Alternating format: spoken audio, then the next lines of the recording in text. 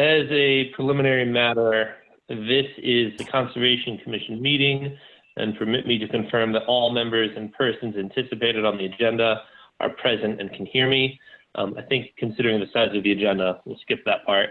And we just went through and confirmed staff and commission members, so we'll skip through that part. All right, so good evening. This September 15th open meeting of the Conservation Commission is being conducted remotely, consistent with Governor Baker's executive order of March 12, 2020, due to the current state of emergency in the Commonwealth due to the outbreak of the COVID-19 virus. In order to mitigate the transmission of the COVID-19 virus, we've been advised and directed by the Commonwealth to suspend public gatherings, and as such, the governor's order suspends the requirement of the open meeting law to have all meetings in a publicly accessible physical location. Further, all members of public bodies are allowed and encouraged to participate remotely. The order, which you can find posted with agenda materials for this meeting, allows public bodies to meet entirely remotely so long as reasonable public access is afforded so that the public can follow along with the deliberations of the meeting. For this meeting, the Conservation Commission is convening by Zoom as posted on the agenda. And then the agenda has all of the instructions for joining. Please note that this meeting is being recorded and that attendees are participating by video and or telephone conference. Meeting materials were provided to the board prior to the meeting for review, and applicants or their representatives may be called upon to speak, and if needed, share information to the screen. Please state your intention to do so after you've been called. So before we turn to the first item, the ground rules for effective and clear conduct of business are as follows. I, the chair, will introduce each speaker on the agenda. After they conclude their remarks, the chair will go down the line of members, inviting each by name to provide any comments, questions, or motions. Please hold until your name is called. Further, please remember to mute your phone or computer when you're not speaking. Please remember to speak clearly and in a way that helps generate accurate minutes. Please be aware that video participants can see you and that you should take care not to screen share your computer. Anything that you broadcast may be captured by the recording. For any response, please wait until the chair yields the floor and state your name before speaking. Board members should be called upon in first name alphabetical order. If board members wish to engage with others, please do so through the chair, taking care to identify yourself. After the board members have spoken, the chair will afford the public comment as follows. The chair will seek questions through the raise hand function. For video conference participants, this function can be accessed by clicking on the participant option listed in the menu below the photo gallery. The window will open and display on the right.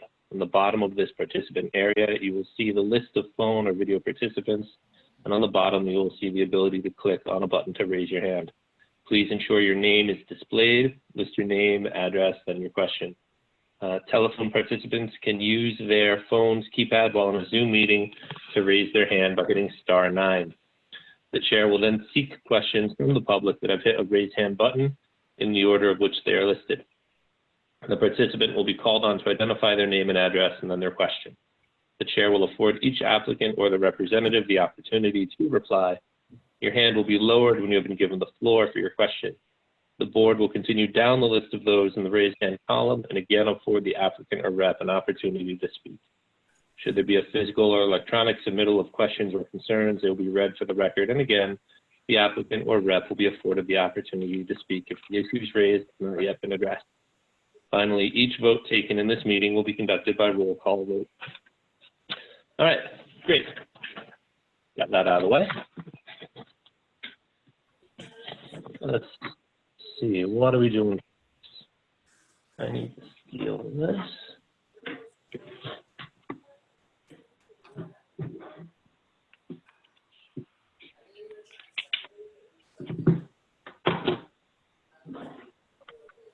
All right, so I have a mouse now.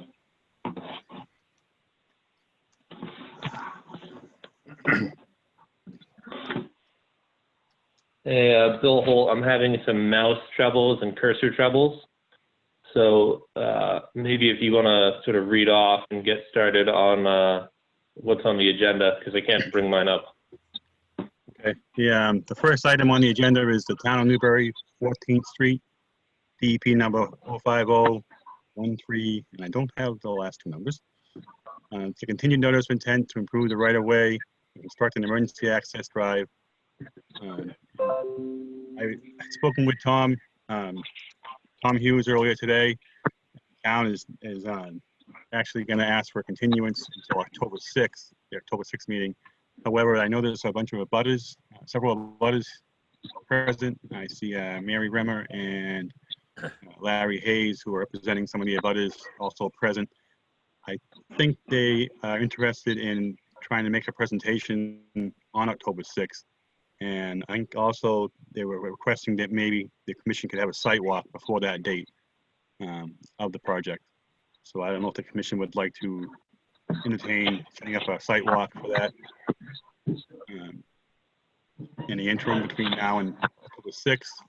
I know we're also trying to set up a informal Zoom meeting with the town administrator and Attorney Lisa Mead, Tom Hughes, and town's consultants to discuss with the abutters the current progress and status of the project prior to October 6th.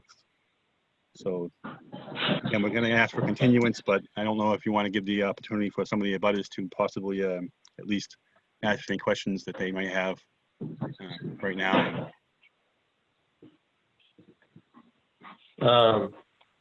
Yeah, sorry. I got my technical stuff glitched out, so I'm all set now. I fixed that.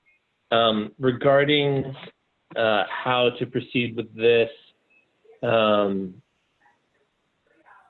I don't mind letting people speak. Like, that's by all means. If there's something to say, then let's say it. But if there's no representative here, that feels a little one-sided. So that's just sort of the first thing that comes to my mind. So if they want to have something done at the next meeting when the applicant is here too, that's obviously an easy thing to do. I don't know, what's the rest of the board have to say about this? Ben? Yeah, I would say that if Tom were here, I think I would be Bill Holt. That's correct. Tom Hughes is representing the town in this one. Yes. Yeah, I mean, I think Tom is supposed to be in later for cases that he's bringing in or hearings that he's bringing in, but he's not here right now. So I would concur with you, and maybe the best thing to do is to table any extensive discussion until we're actually going to be hearing the case and schedule a site walk in the interim. Okay. Daniel?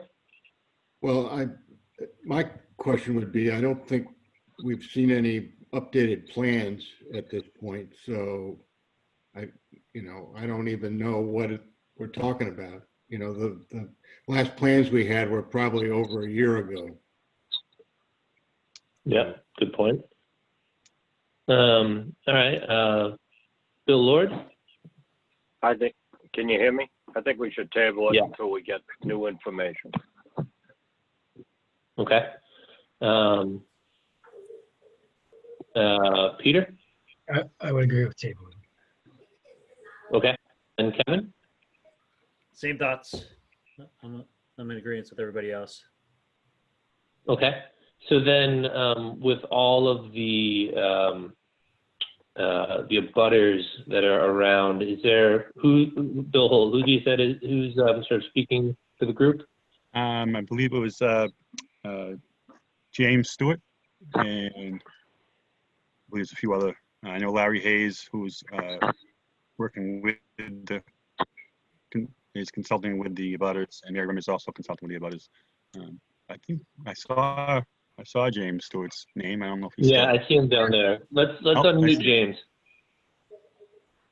Do you want me to unmute him? I thought we just agreed that we Yeah. were going to table all the discussion, Brian.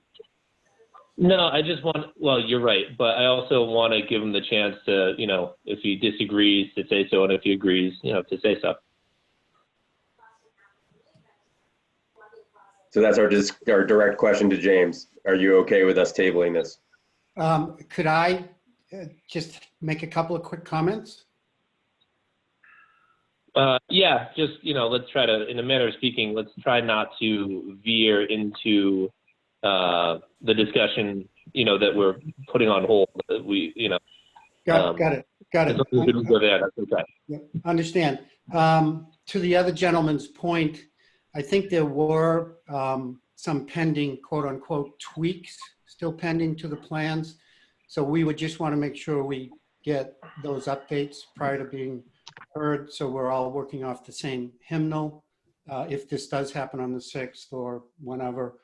And we absolutely would welcome the committee to do a site walk. We feel like looking at plans is one thing, but seeing it physically and the magnitude of what's going on is quite altogether another thing. And folks in December of 18 indicated they would do that, but things have changed significantly since then with the new plans that were issued either late last year or we got our hands on them early this year. So we think whatever site walk was done based on the December 2018 plans, you're going to see something very different, and would ask that you come out again, even if you've been out here. And that's what I have. Thank you. All right. Thank you. Yeah, and there's nothing unreasonable in any of that to my mind. But that being said, let's have a motion to bring this up on the 6th of October. Should we also try to plan a site walk, or you want to do that after? I think whether we do a site walk before or after. I mean, after the. It's. Yeah. Okay. Yeah. After there's a presentation, is normally how we do it. We get the stuff on paper and then we go see what it looks like on the ground. To see things on the ground first without seeing what they look like on paper might, be confusing. Yeah. I move to continue this hearing until the meeting of October the 6th. Second. Second that. All right. So roll call. Benjamin. Yes. Bill. Yes. Daniel. Yes. Kevin. Yes. And Peter. Yes. All right, and I will also say yes. All right, so we'll do that on the 6th. And in theory, we'll all have some more information to look at.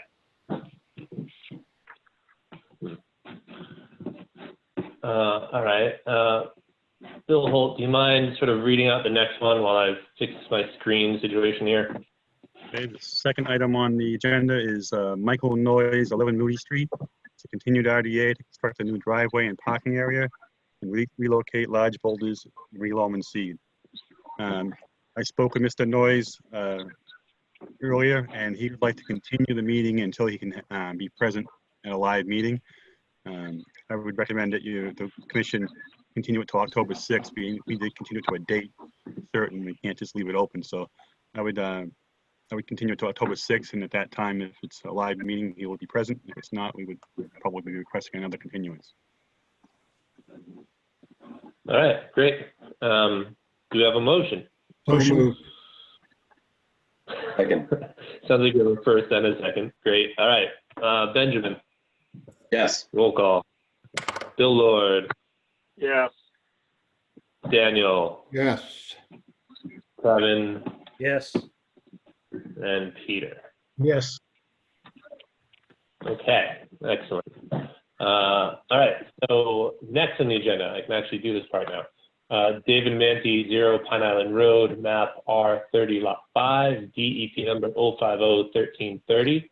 A continued NOI to construct a dock/pier, ramp, and floating dock within the Salt Marsh Resource Area and ACEC. And Bill Holt, I believe you've got an update on that one. I do, but I do see that I think David Manty is present at the meeting. I think he's, is that David Manty? I see David. I think that's. He's there. Yeah.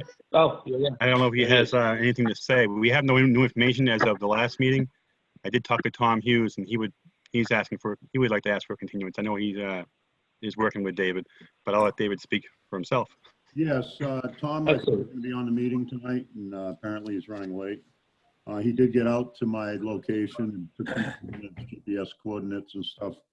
And he has all the numbers, and like I said, I thought he was going to be showing up tonight to help me through this. But I would like to continue it to October 6th if possible. Okay. I mean, maybe Tom will come on after. I don't know if you can bring this up, or if he doesn't come on, well, that's fine. But if you could continue it for me, I'd be appreciated. Absolutely. Let's have a motion to continue. So moved. Seconded. Second. All right. Roll call. Benjamin. I just want everybody to be clear that if we continue it right now, we're not talking about it again tonight. I want everybody to Oh, okay. understand what that's going on. That's fine. Okay. Yes. All right. Bill. Yes. Daniel. Yes. Kevin. Yes. And Peter. Yes. And yes, as well for myself. All right. So we will pick that up again on the 6th. Okay, thank you. And excellent. Sure thing. All right. So next up, we have Joseph Wadman of 64 Southern Boulevard, DEP number 050-1197, a modification to an existing NOI to restore lost vegetation and bring a project into compliance. All right. So do we see Mr. Wadman or know who's here for him? Yes, I'm here. Where? Sorry, I'm trying to find you in my field here. Well, I don't see you, but that's okay. Bill Holt, do you want to give us a quick update from your perspective? I will. Actually, if you recall, Mr. Wadman was here back in June requesting a COC for his construction of his shed on his property. Doug and I had inspected the property at that time, and we noticed that there were some issues quite a bit with the construction of the shed. And we had asked him, we had scheduled a meeting with him, went back and talked to him, asked him to refile or to file up with the town for a restoration of the vegetation on the dune. We had discussed a couple options of filing a new RDA or a new notice of intent, but since he had an open notice of intent, we felt it would be best to just request a modification to restore the vegetation and bring it back into compliance. Since then, he has planting season. Planting season starts in October for grass and other vegetation. So this was about most opportune time to get him back on track with the permit. So he's here to ask for a modification to do the restoration. He gave a sketch, which I can share my screen and put it up on the screen for him, and he can discuss what his proposal is. And then I get some pictures also of the site and what it looks like today. I can show that. I show those first. That way you can see what the site looks like, and then he can explain his new vegetation plan. Okay.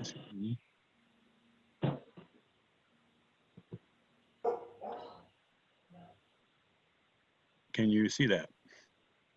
Can everybody see that? Okay. So this is the sketch he provided. It's similar to the sketch he originally had to do the shed. I'll let him explain the areas, and then I'll show you the pictures of the area. You'll understand. Actually, let me show the pictures first. I apologize.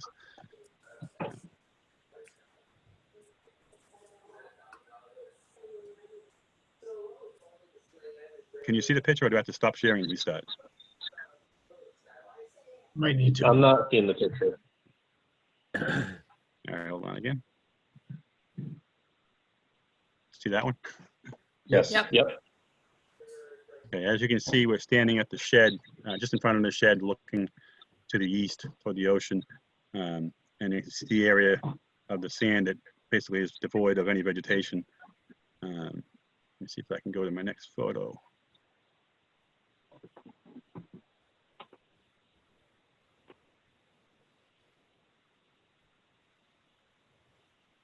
This is a picture looking back at the shed. see the shed is 2 foot above sand level, but most of this vegetation has been disturbed. And I got one more picture.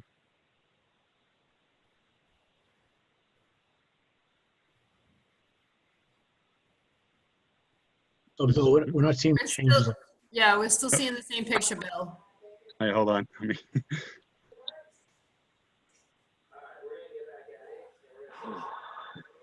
You see that one? No? Nope. Okay, hold on.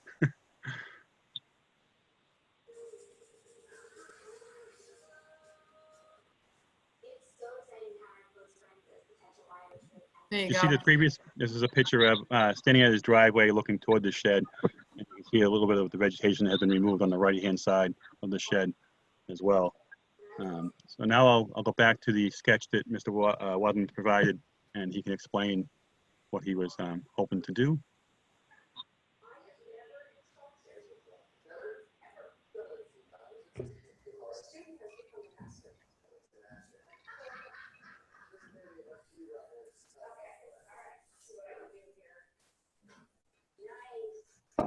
All right.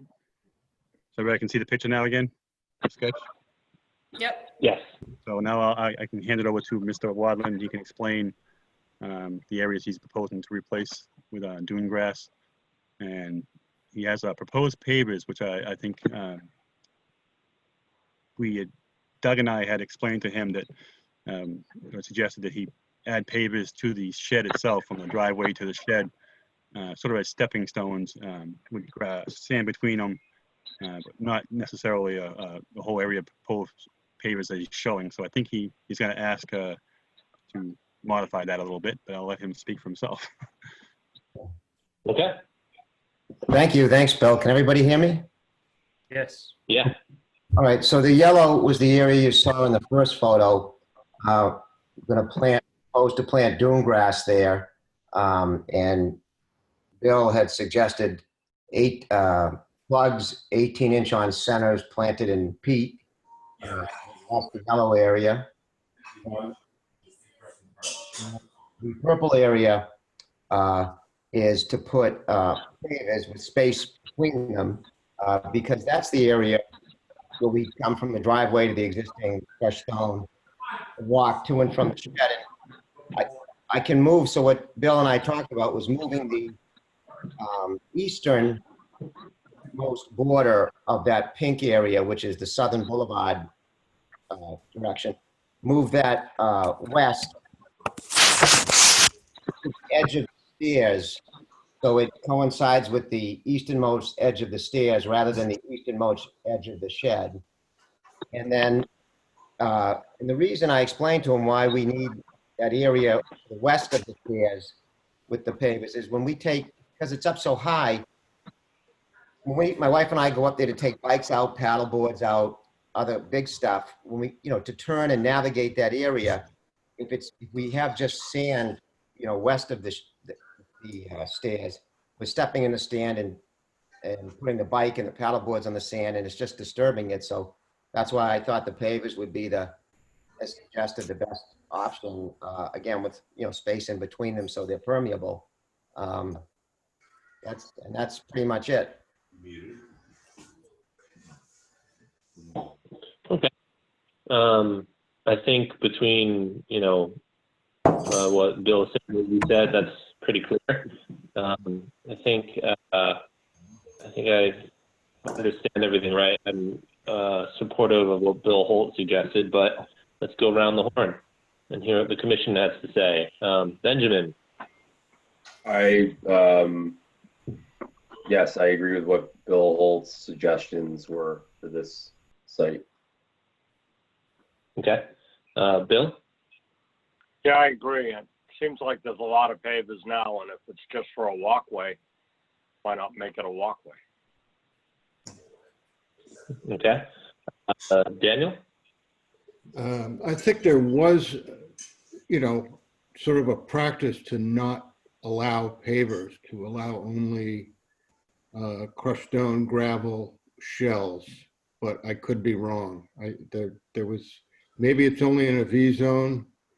The theory being that pavers can become, projectiles or whatever.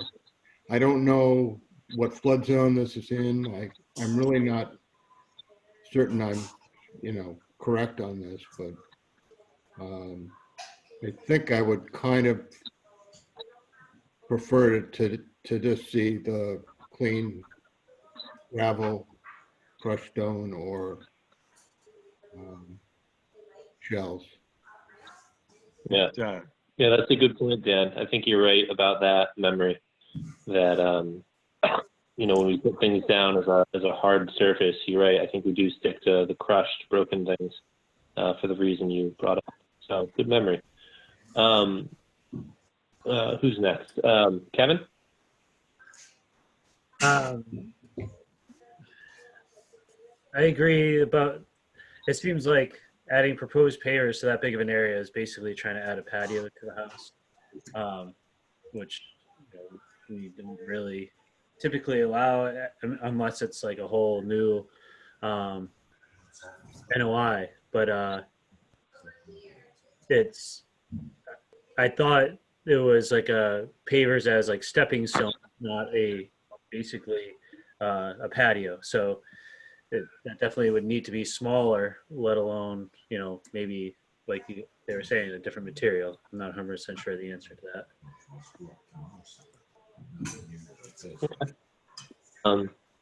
Peter?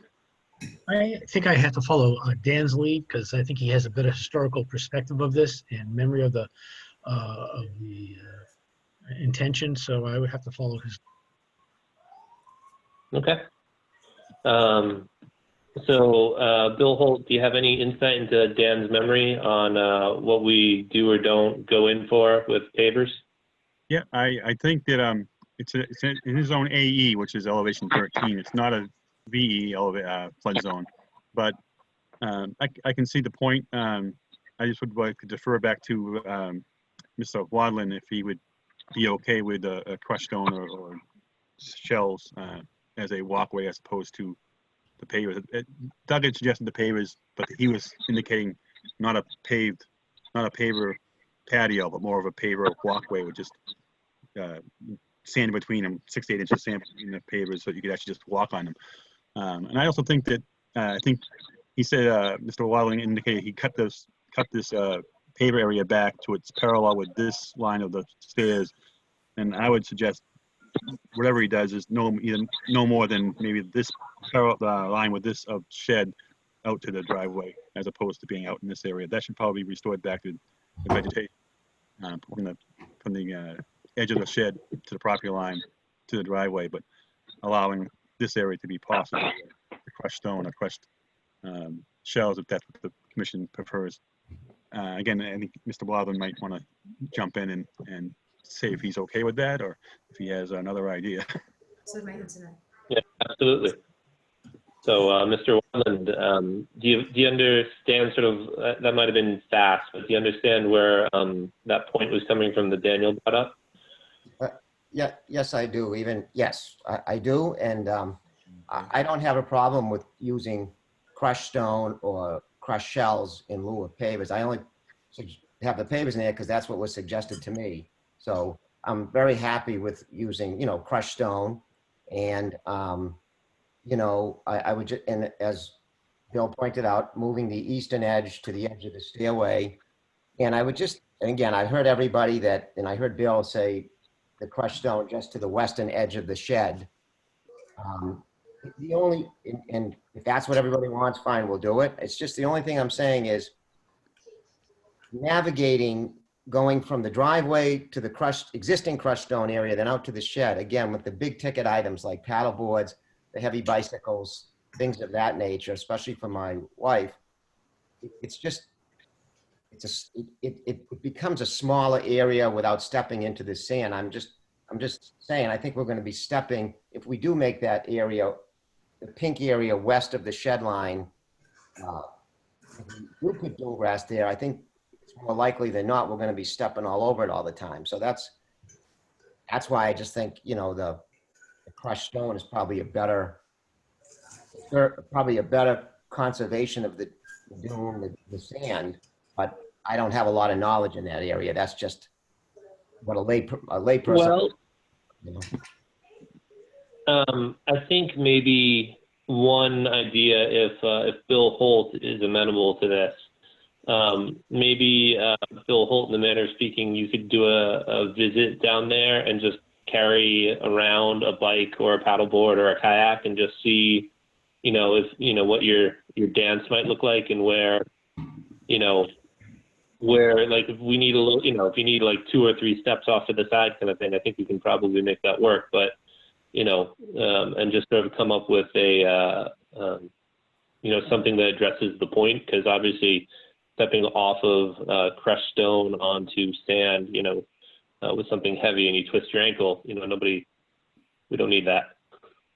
Okay. I can definitely come down and visit with Mr. Wadman, and we can come up with a compromise and put it in place. Anybody on the board have a different take on that? Going once, going twice. Okay. Okay, so then, Bill, at this point, what are we asking for here? We've got an open NOI, right? Yep. So we need to modify the condition, to address these conditions, and I'm presuming to incorporate a new image.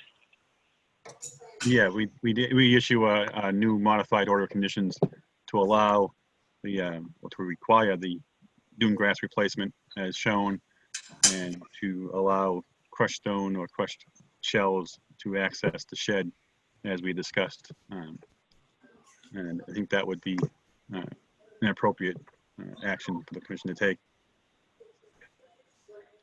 Yeah, okay. And I think if we just phrase it right as a crushed stone to access the shed, that accounts for everybody's actualities. All right. So how are we going to make a motion to approve Bill's suggested language to modify this, or do we need to do a motion with all of the exact language we would like Bill to use? I'm not really sure technically if it matters.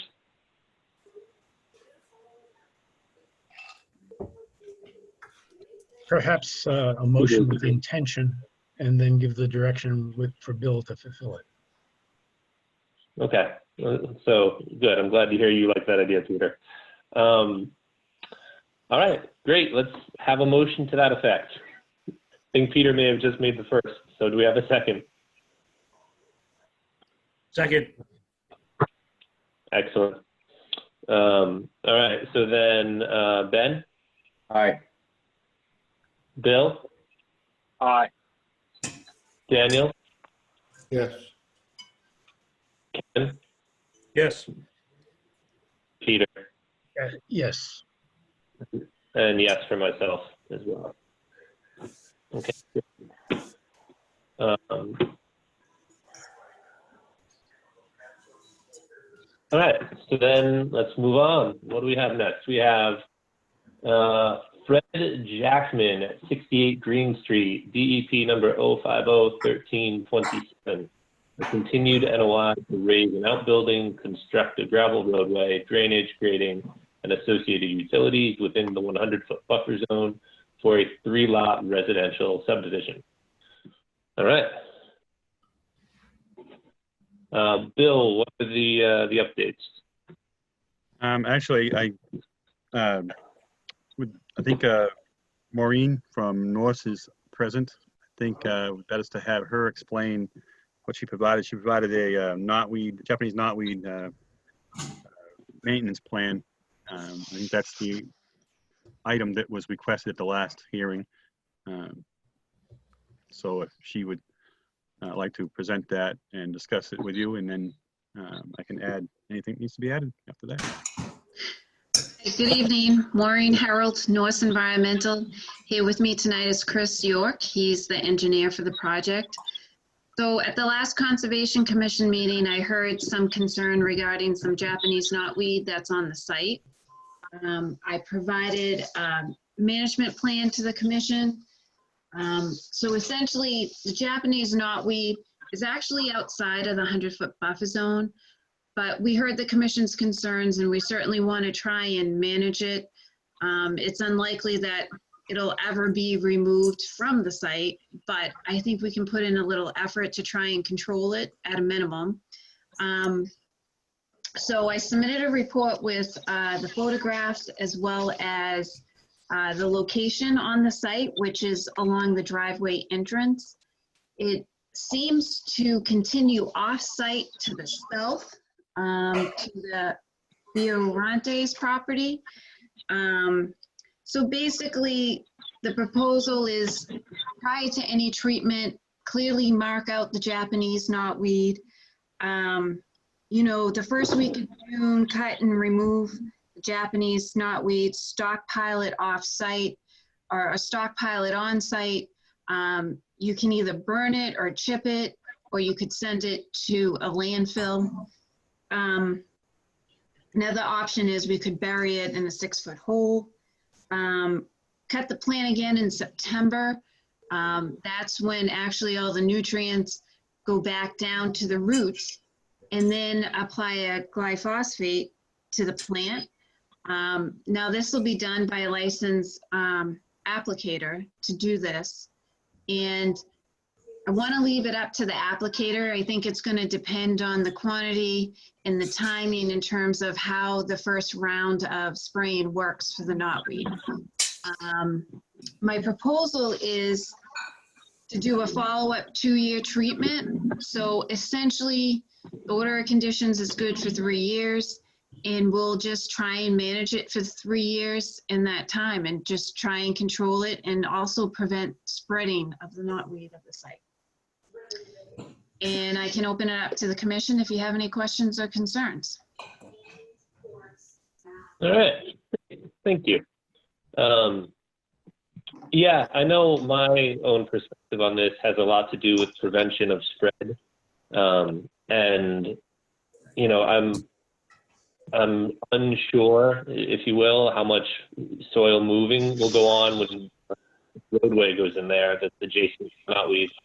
And so I would just be interested in something maybe going on the plan, like a no dig zone or like certain special treatment of soil that comes out of, you know, a certain circumference around the knotweed, you know, just to make sure that it doesn't end up getting put somewhere else, in a manner of speaking.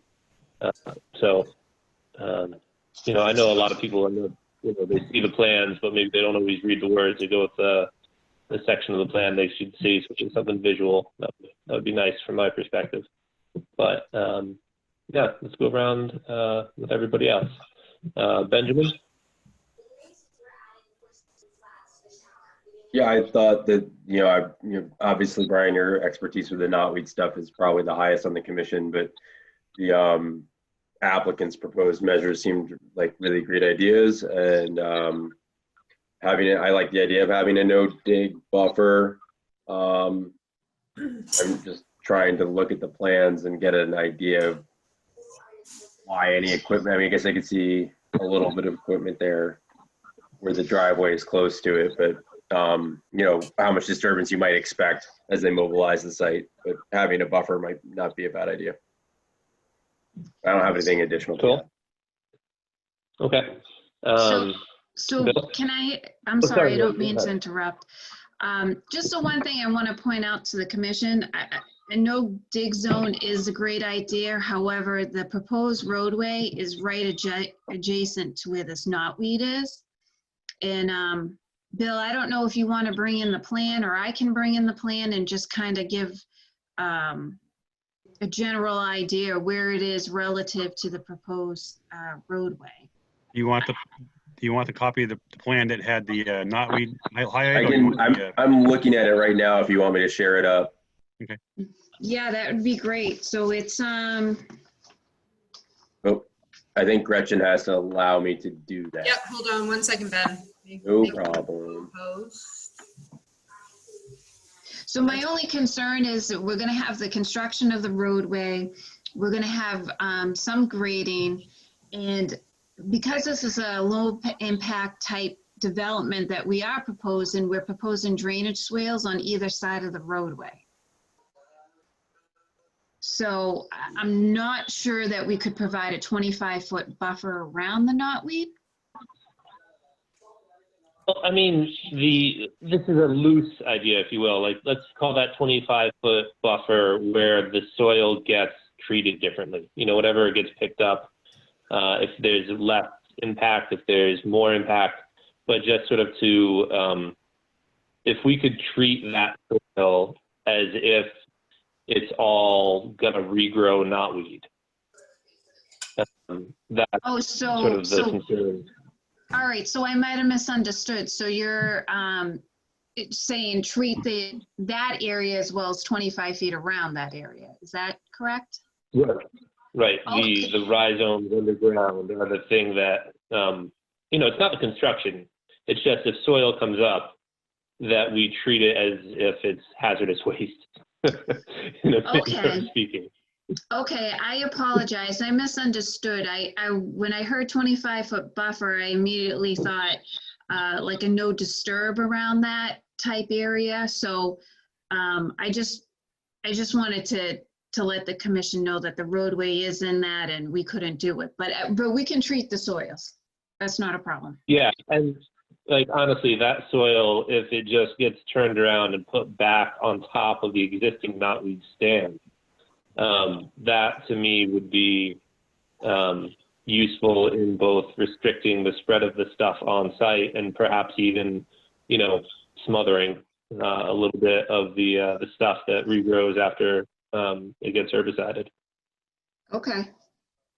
I mean, I don't know if it's going to work, but at least then you don't have to truck it off site and create any additional headaches. It would just be, you know, don't spread it out. Just pick it up, dig it out, and put it down where we already have a problem, as opposed to creating another problem.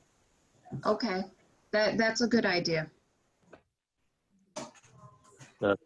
And yeah, and so my buffer point was simply that, you know, sometimes people will look at the plan and not necessarily read the plan. So if we put down a little buffer in pictorial form, that might make it extra clear.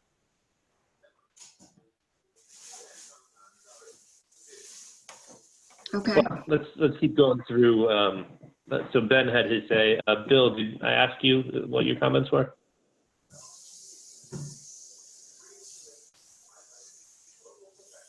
Bill Lord?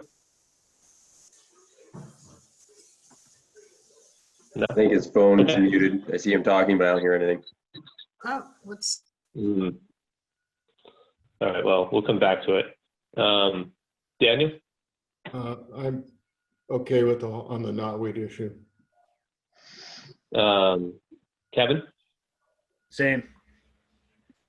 Okay. Peter? Yep, no additional comments. All right, and then Bill Lord, are you verbal? I have no yet? I have no additional comments. Okay. All right, thank you. Well then, sounds like this detail has been dealt with. All right, Bill Holt, do we have anything else on this one to talk about? I don't think so, right? I don't think so. I think we hashed out most of the other issues at the last meeting, and I think this was the only one that was outstanding. Okay. Maureen, do you guys have anything else to cover? I don't think so. I believe we addressed all the commission's concerns, so. Okay. So what are we doing with this one? Are we continuing this? Is there more coming up? Are we, remind me, what are we waiting on more information? This is just to do the road, right? And then we'll do the lots individually? That's correct, yes. Yeah. So then, I guess if everything else is taken care of, we can, you know, close it. If we have a motion, we can Public move comment. this part. Thank you. Thank you, Ben. Justin, do we have anybody with their hand up? no hands raised. Okay. Is anybody waving frantically? I don't see anybody. No one's waving. No one's, nope. I think you're Okay. good. All right, well, thank you, Ben, for the reminder. Now, would you like to make a motion? I would move to approve. Well, I wasn't here at last meeting, so I don't know if there were any conditions from last meeting going into this, but so I'm gonna let somebody else make a move, because if it's simply as presented, I can do this, but I wasn't here at the last meeting. No. Yeah. Kevin just moved. All right. I will second Kevin's motion. Brilliant. So then let's go down and do our roll call. Benjamin, Yes. Bill, Lord, Yes. Daniel, Yes. Kevin, Yes. Peter. Yes. Okay, and I'm also good with a yes. And presuming, that the stuff we talked about will show up, on another plan that, the final detail that gets wrung out. And the comments we just made, assuming that that's okay with you, Maureen, Bill Holt, do you mind putting that in the orders, just so that we're, dotting our I's and crossing our T's?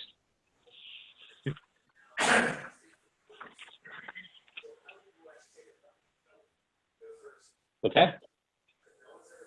So then, all right, I guess we're good. Thanks, Maureen, for putting that together and coming in. Okay, thank you. Have a good night. You too. Do we need to vote? Ben, you I want think we just did. Oh, okay. Yeah, I'm sorry. yeah, we voted. All right, where am I? So coming up, we have Justin Leonard, 3 Southern Boulevard, PI, Plum Island, DEP number 05013, #, an NOI to restore an existing small parking area. All right, Bill Holt, what do you got? Okay.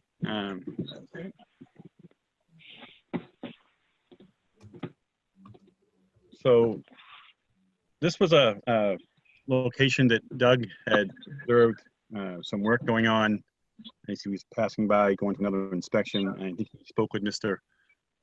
Leonard and asked him to file an application to complete the work for the restoration of the parking area.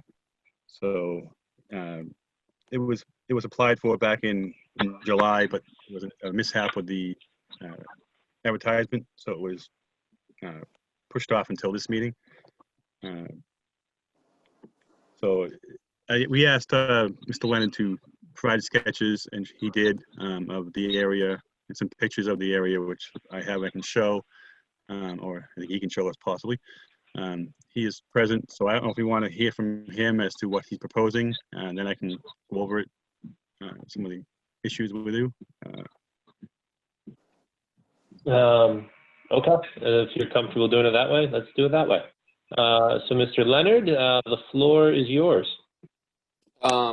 So my name is Justin Leonard. I live at 3 Southern Boulevard, obviously.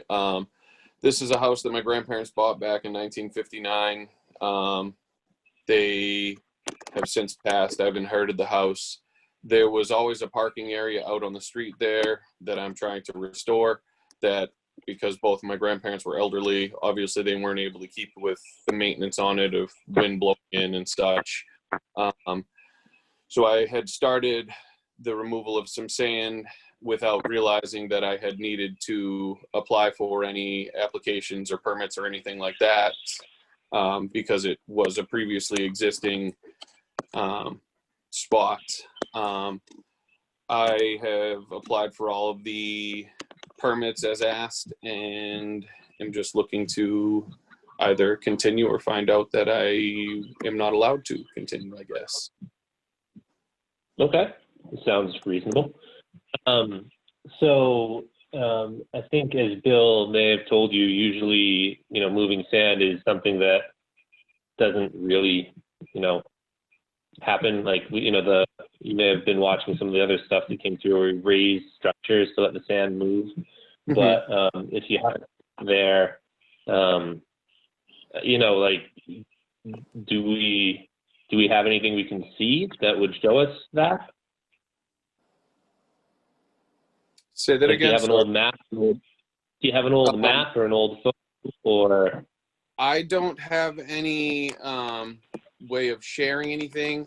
I did have a neighbor of mine who's been on the island longer than I have. They live across the street. He wrote in a letter stating that he remembered the parking there years ago. I looked back through photos. I couldn't find any photos of the house from the perspective of being on the actual street. So I don't have any photos that actually show it that I could find. But I had him write in a letter to say that, you know, I'm not just making stuff up. So I'm not sure if Bill was able to share that or not. Okay. All right. Well, without disbelieving you, it's also something that's, you know, we can't. So, you know, we need something to put in the file cabinet, in a manner of speaking, and so that just makes it a lot harder for us to approve that kind of thing. There were some photos that I did share with Bill. Yeah, I have those. I have those photos. I have some other photos as well. I'd like to share those as well, if I could. Okay, it sounds like maybe it's a good time for doing that. Yeah. Okay. All right. Let me share my screen and I can go through.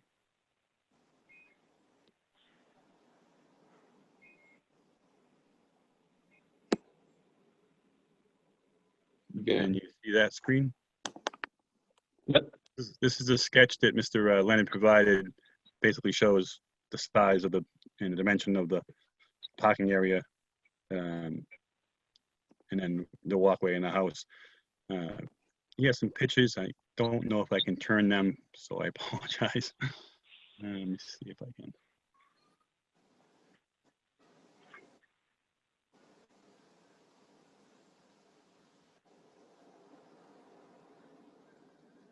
It's not letting me do it. Oh, it's gonna work, Bill. It's gonna work. Hit the arrows. Hit the arrows. There you go. Beautiful. Let me turn them all so I can go back and we'll actually probably be able to see them. Oops, that was right. Okay.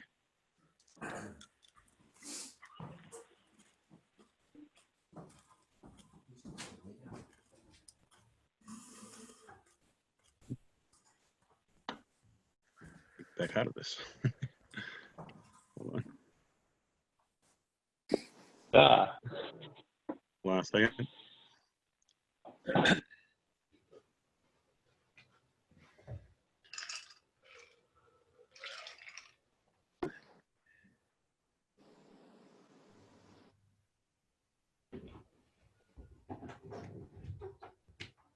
Yeah, there we go.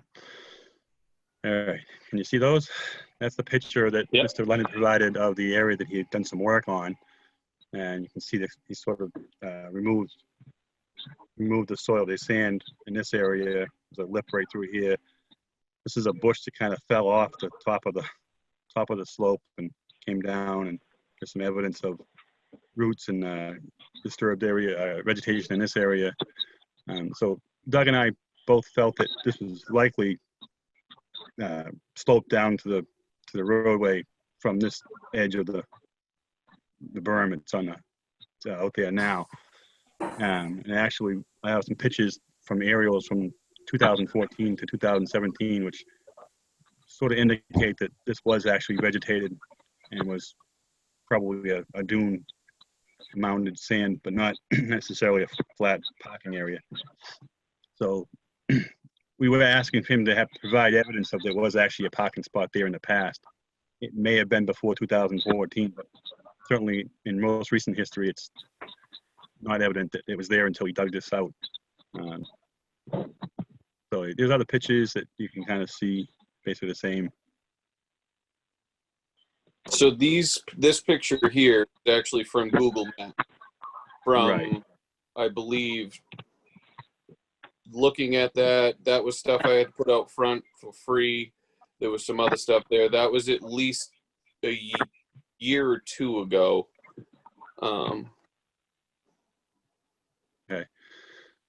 All right. Let me I'll scan through these. Yep, this is definitely a Google Earth picture as well.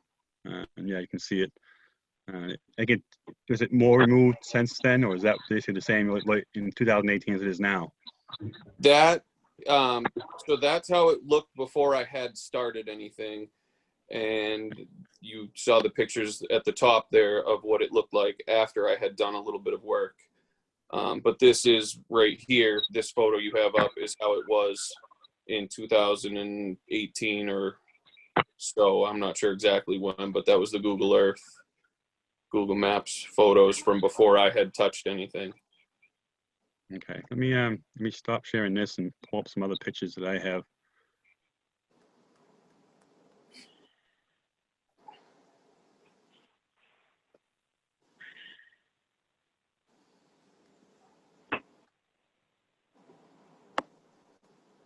For what it's worth for the rest of the commission, the time slider on Google Earth, if you the actual desktop version, you can go back. The clearest portion is like the clearest pictures is 2005. It looks like it kind of goes through cycles of vegetating and then getting cleaned, and somewhere around 2008 or 2010 it got cleaned up again and turned to look like a parking spot. And then by 2014 it was revegetated again, and you know.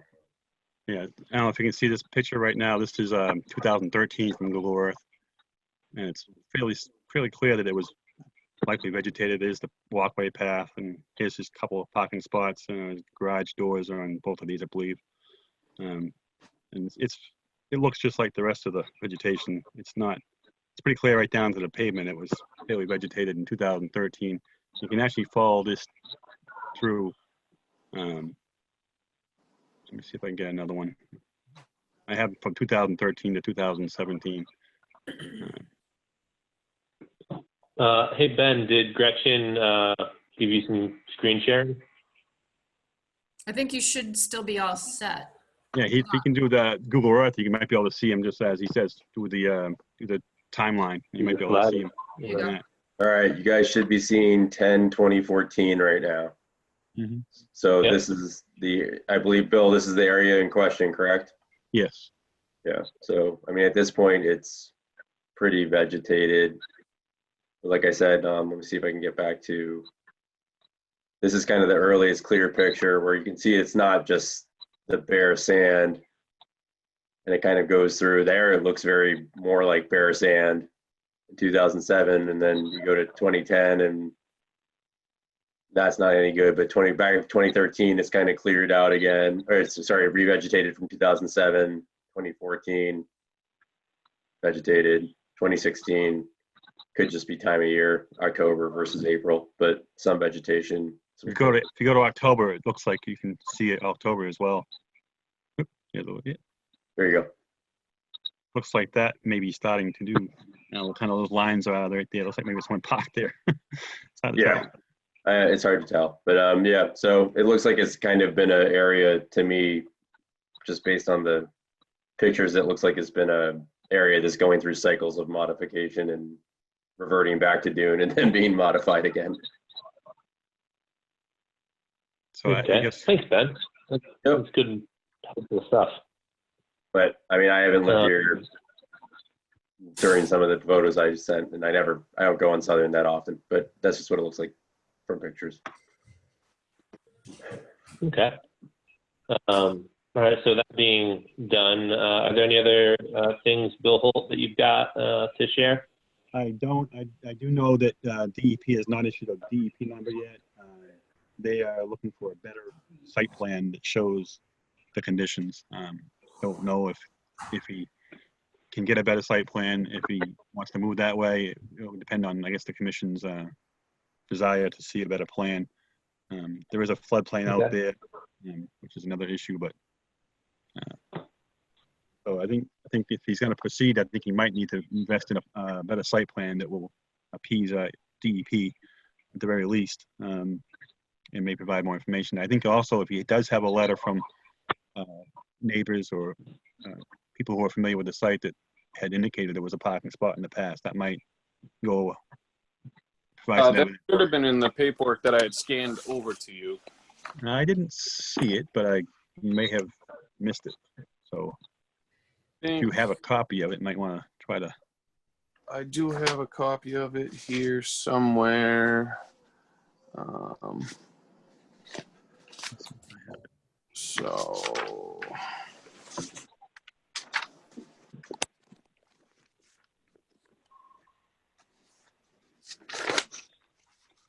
Well, Bill Holt, while he's looking for that. You got it? Yeah, I can try holding it up in front of the screen. I don't know if that's what you guys would like for me to do, is to try and hold it in front of the screen. I think if it's a short enough letter, if you read it, or and we get the gist of it, but if it helps us determine, I think we understand what you're saying the letter says. But if we get it on file, I think that'll be all right. It should have been in the scan that came over to Bill originally. If it's not, I'd be more than happy to get it over to him. I can read it if that's what I'm being asked to do. That's not a problem. Yeah, why don't you? It never hurts to read these kinds of things into the record, and then the paperwork can, follow later. Sure. It says, to whom it may concern, I am Steve Manazian of 4 Southern Boulevard, Newbury, Mass. My family has owned the property directly across the street from the Leonard since the late 1940s, and I have been coming here my entire life.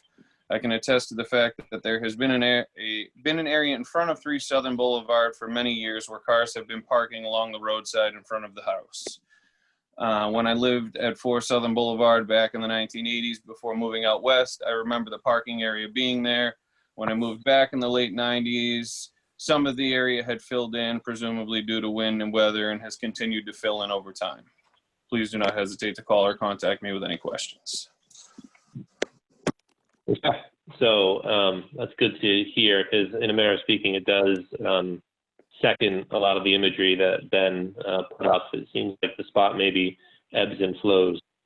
So moving on to in the audience that might be able to help too. Okay, let's go to that then. Anita.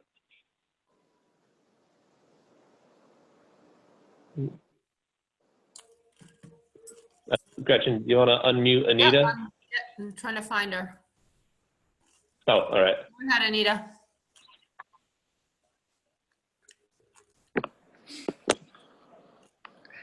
You need to unmute, Anita.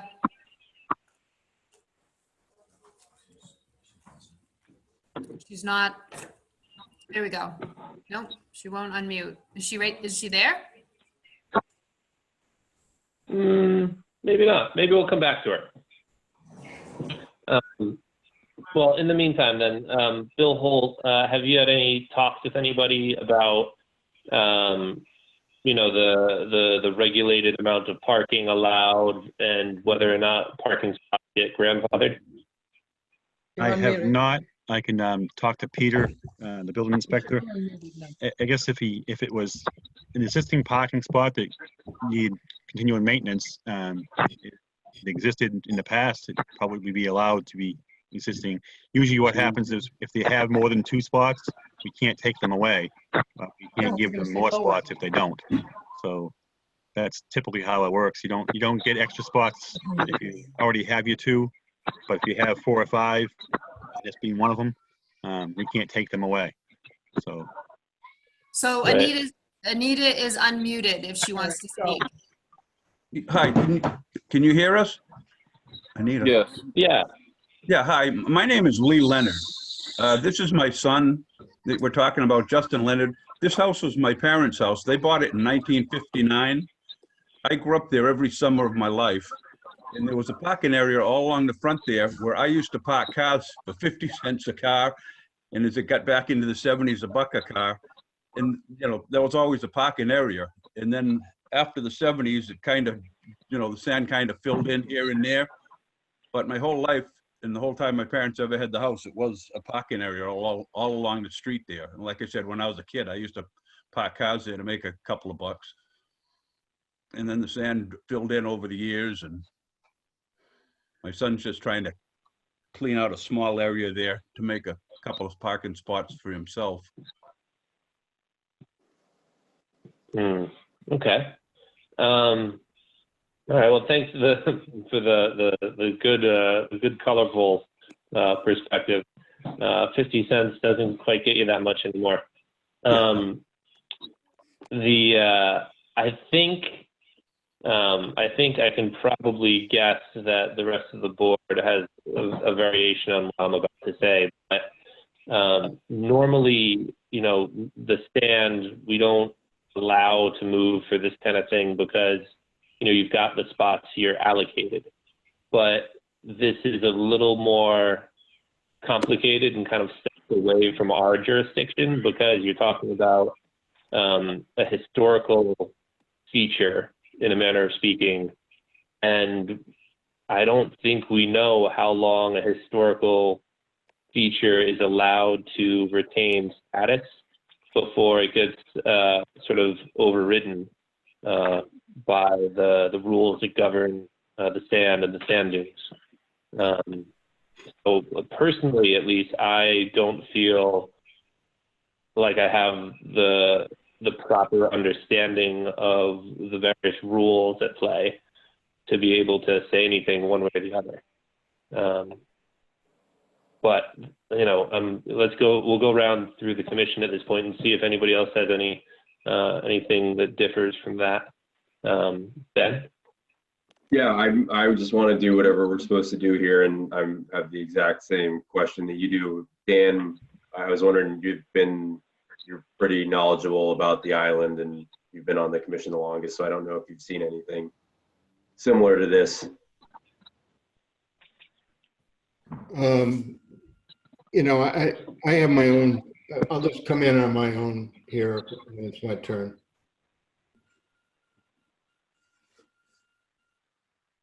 I have nothing Sorry, else. say that again, Dan? Dan's going to talk on his own turn. I have nothing else. Other questions of my own, so I can I'll fill you in on what I remember about stuff like this in the past. Yeah, and I think we're all going to have the same question, so you might as well just go. I think. So I just want to kind of be clear about what the applicant is asking to do. If it's to level that area and gravel it, or what specifically is the work that will be done? That's one question. And I think people should be aware this is primary funnel dune. It's a V zone. You know, typically once stuff is vegetated dune, I mean, it's a different status than this. In this particular area, you know, it's a sensitive area. So I think it's important to know exactly what we're being asked to approve here, you know, and, you know, where was the sand was removed, where did it go? You know, I mean, it's a whole host of questions like that. You know, basically, maybe if there's some answers to those questions, that'd be great. So are you looking for me to answer now, or are other board members looking to speak? Let's finish going around and make sure the various board members have, and then we can clarify the questions, because I think I understand Dan's point, and maybe we can sort of narrow it down a little bit to a more concise question. But Peter, do you have anything to add? No, I was just going to follow Dan's lead here again. Okay. And Bill Lord? No, the only thing, are we going to revegetate, and are we going to make up for what we're losing anywhere? So right now, there seems to be vegetation in that parking area. Are we going to put dune grass somewhere else, or are we just going into a negative? That, I think we got to wait on that question, Bill, because, you know, I think your answer will come sort of after we get the answer to Dan's question. You know, and, you know, Dan's question really is if a parking spot goes in, is it sort of a crushed stone? Or is it pavement? Is it, you know, how does it affect the sensitive system? But, you know, if we choose to say no to the parking spot, then, you know, I presume we would want to restore it back to a vegetated state that we saw, you know, on the plans, on the various imageries. But to Dan's question, I think for Mr. Leonard, the question is simply, what kind of space are you looking for? Do you have a sense of dimensions? Are you looking for a 9 by 12, an 18 by 18? You know, what sort of is your goal, your objective here? And then the point that has come up a few times is that the spot keeps filling in. And sort of where is that sand coming from and where is it going? Because maybe, you know, even if it was a spot, you know, maybe it's not the greatest place for a spot because of the way the sand flows in that spot. I think if I understand you, Dan, that's sort of what you're getting at. Is that right, Dan? Yeah, I mean, it's obviously that area once it's a dune and it's functioning as a dune. And sometimes it's vegetated, sometimes it's not. And, you know, I'm a little concerned about the embankment that's created if you level a spot there. I mean, what's going to happen? Is that going to, you know, what's the slope of that embankment? You know, how steep of a cut can you have a parking space there without removing a lot of sand? Can you just park on a tilt? What's the surface that's going to be provided? Yeah, I think the idea that we might have, you know, we might like to see a more engineered plan with elevations, flood zone noted, all that kind of stuff. That's what DEP is looking for. And I don't think we really quite understand what the applicant is intending to do here and how he will maintain the area after that. Right. So does that, do you have any questions, Mr. Leonard? What's clear? What isn't? What are you hearing? So my original plan when I was thinking about doing this was to go back to, the picture that Bill put up originally of my sketch shows the size of what I'm looking to do, which is the size of the current area right now. And the back wall, to keep it from continuing to collapse in and fall in, I was thinking of putting up a retaining wall. There was some sort of form of a retaining wall. It was some metal roofing that my grandfather had put in there to maintain that wall years ago, and then over time the steel had rotted and it started to collapse and fall in. So I was going to restore it to that if it were acceptable to do that. If not, it is currently settled to an angle in which it's not settled any further.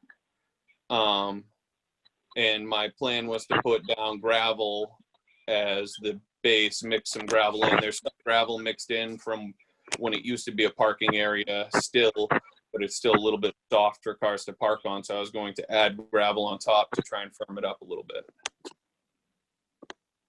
Okay. I think those, sorry. Go ahead, Bill.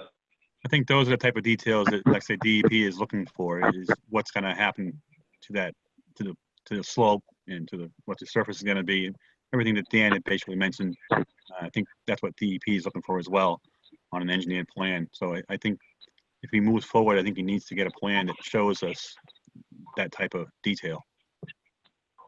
Yeah, agreed. But I do think, Mr. Leonard, it might be a more realistic use of your energy, maybe to look into this question of what the lifespan of a parking spot is in Plum Island. The various rules, such as this one with the sand dune, that govern parking, is pretty restrictive, as I'm sure you know. And yes, I found that out. I was unaware of that. yeah, and so the point where there was vegetation on the sand dune, I think I think that is not necessarily something that works in your favor, and so it might be something to find out first and to look into first, maybe before you start figuring out the various engineering of the walls, spending time at the gravel. As Bill Holt said, if you've got a spot, you're entitled to keep it. But if, through, just the passage of time, if the spot gets reclaimed by nature, I think regulatorily speaking, it also gets reclaimed by nature. So I think, that's an important detail that we need to figure out. Okay, I have a question on that fact. Neighbors of mine around the corner I know have a retaining wall in their yard, and you'll see in the winter and in wind and whatnot, the corners and the walls, sand will build up to that, and I noticed that they shovel it back out to bring it back to the driving area. Is that an acceptable form of maintenance on that, or is that not supposed to be happening? I mean, if you keep up with it month to month, year to year, there isn't a whole lot of buildup. But if it goes years like this has, because my grandparents were too elderly to keep up with it, obviously nature really takes over. So what is the okay level of maintenance that is allowed? Yeah, that's a tricky question, unfortunately. Bill Holt, do you have an answer that's sort of simple and straightforward? Because I don't think I do. I don't. I can certainly investigate it. I can contact DEP and find out, or some other consultants that I know that may have an answer. I can certainly try to find an answer and let you know. But I think in terms of river action, and it must be similar, maybe similar. If it's a catastrophic event where you have a storm and it fills it in, typically you're entitled to reclaim it. If it's over the course of natural events and slow periods of time and you don't maintain it, that may be a whole different issue where you may lose the right to maintain it at that point. It all depends on the legality of it, I guess. So he may want to seek a legal opinion or a professional opinion from a consultant that would be knowledgeable in this type of occurrence. Yeah. Mr. Leonard, just for comparison's sake, a lot of the projects that we see on the island, we talk about them not getting in the way of the dune as the dune ebbs and flows. And so, like when people have talked about why they need to raise their house up or why they need to raise up their shed, we basically tell them that if a dune forms up on your house, that the dune sort of takes precedence. Like you can't move the dune out of the way after 5 years because it's built up on your house and now it's in the way. Well, actually, unfortunately, you missed your chance, and so those kinds of conversations take that kind of approach. I'm sure you've seen the town out doing sweeping, moving sand around that's in the road. They're on top of it in a manner of speaking. The space you're talking about with 2 years, 3 years, maybe where they let it build up before they get to it. That's getting into that sort of gray space where it's not really a good answer one way or the other. But hopefully those other examples are helpful.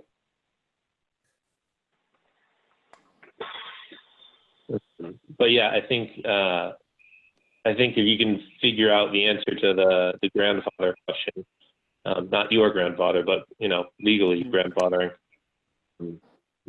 you'll get a sense of whether or not it's worth your energy to do more intensive planning and engineering and getting the drawings done up differently. Okay.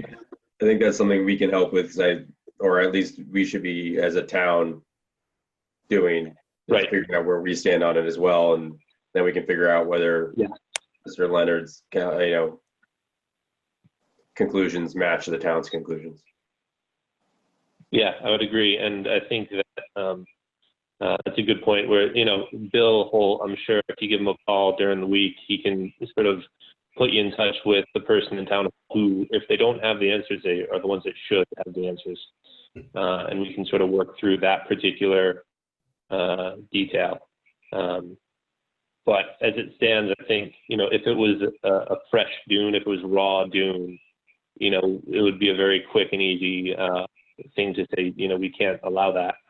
But yeah, I think you get the idea. Yeah. Perhaps we should move to continue this meeting. Does that sound good? Or continue this hearing to the next meeting? Agreed. Hold on a second, Ben. I see Mr. Manjun has got his hand up. And can you hear me, Mr. Chair? Yes. Go ahead. Go ahead, Steve. Oh, Now he's muted. No, he's he's all remuted. set. He's Okay. unmuted. Am I unmuted now? Thank you. Yeah. Two things, and I think the commission has already touched upon something I wanted to ask about, which is where does the sand go? It's been coming down,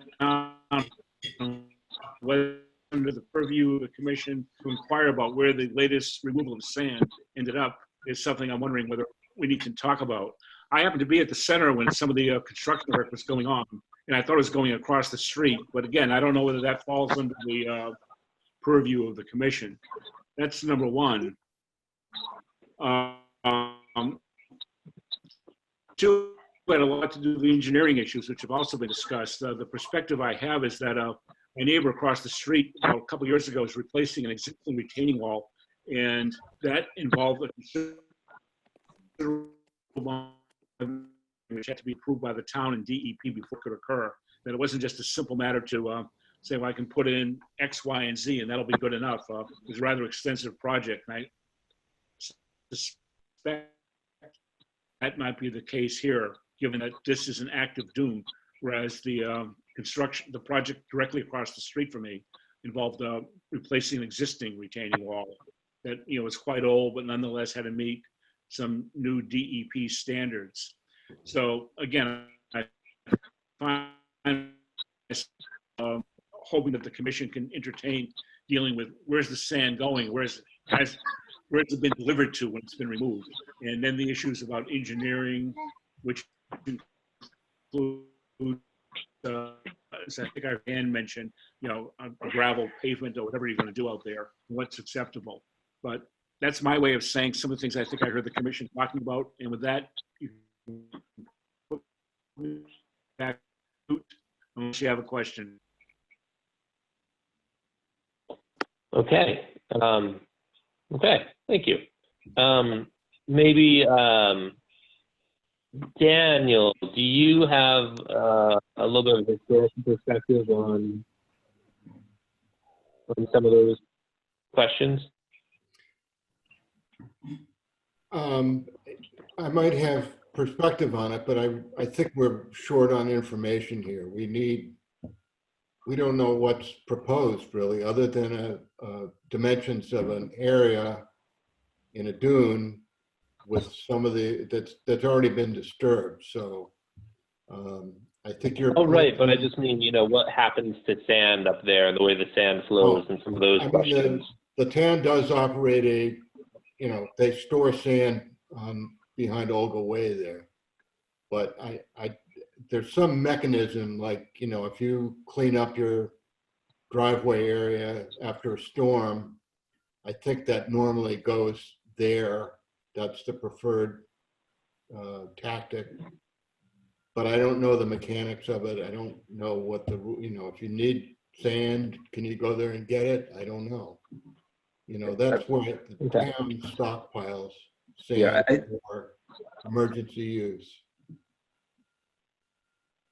I'm going to suggest that regardless, Brian, I'm going to suggest that regardless of, I think that Steve's questions are really good, but I think that we're at the same place where there's a decision tree that needs to happen here, and that Justin needs to decide whether he's going to move forward with this project first, or if he can.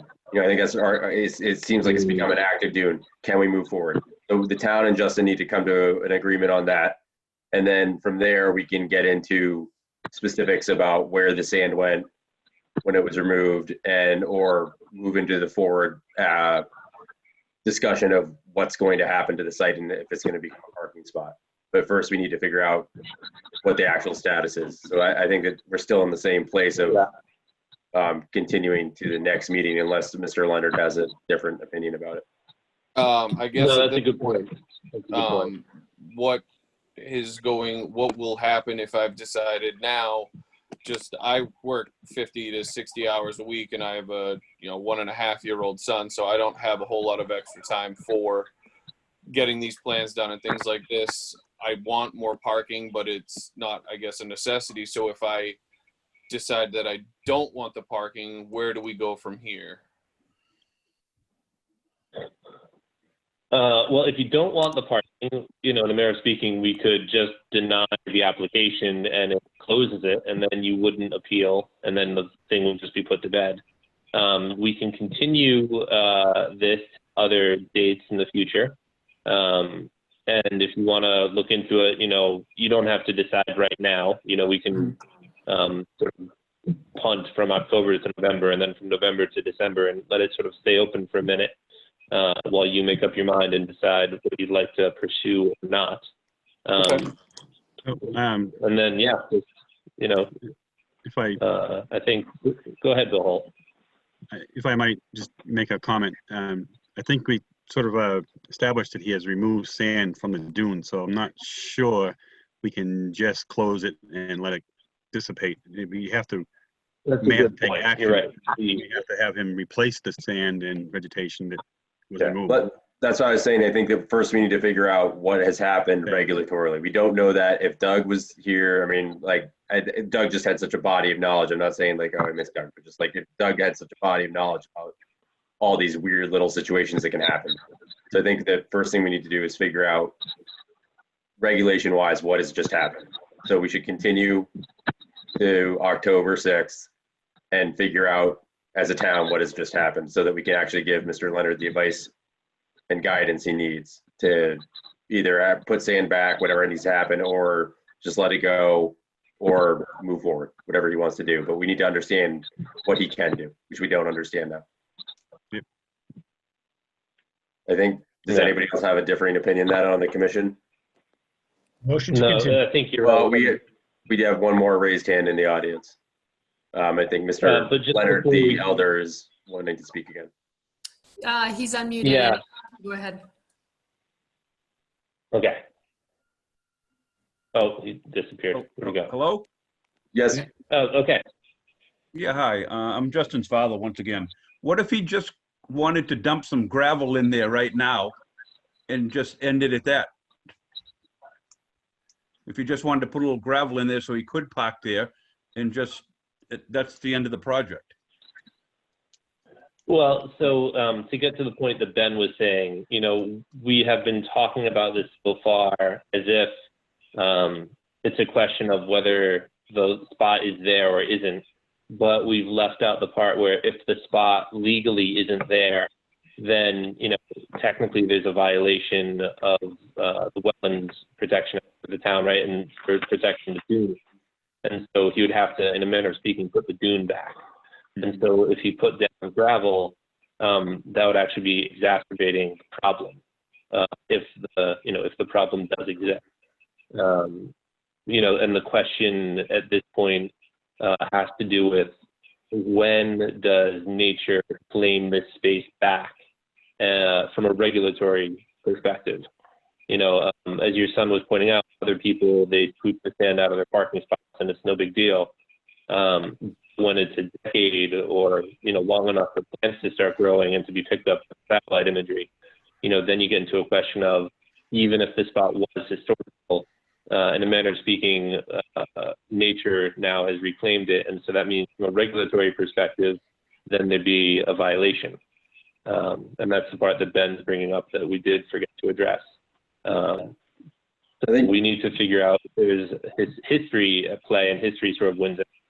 And the parking spot is legal, in which case there's no violation. But if the parking spot has sort of expired, then we have a violation on the table, and we need to sort of put the dune back. Is that helpful? Does that make sense? Yeah, I guess. So can I second Peter's motion to continue this? Because we need to do. Oh, I missed it. Peter made a motion? Commissioner, Yeah. a little bit of homework, so I second Peter's. I'm sorry, Peter. All right, we have a first and a second. That means we need to have our vote. So then we'll do the vote, and then when the vote's over, we'll check back in with Bill Holt and Mr. Leonard to make sure that everybody sort of is understanding the next steps. All right, so with the first and the second on the table, Benjamin? yes. Bill? Yes. So Laura, I said, okay. Daniel? Yes. Kevin? Yes. Peter? Yes. Okay. I will also agree to pick this up later because obviously we can't figure this out here and now. So Mr. Leonard, yeah, just give Bill Holt a call, and hopefully, Bill Holt, you can figure out who in town hall is in charge of these weird questions, or call DEP and find out how they handle this kind of thing, and we can give Mr. Leonard an answer about, you know, when a parking spot expires. I'll definitely contact the EP. I'll definitely contact the EP to ask that question. And get that answer, hopefully. Okay. Mr. Leonard, that all makes sense at this point?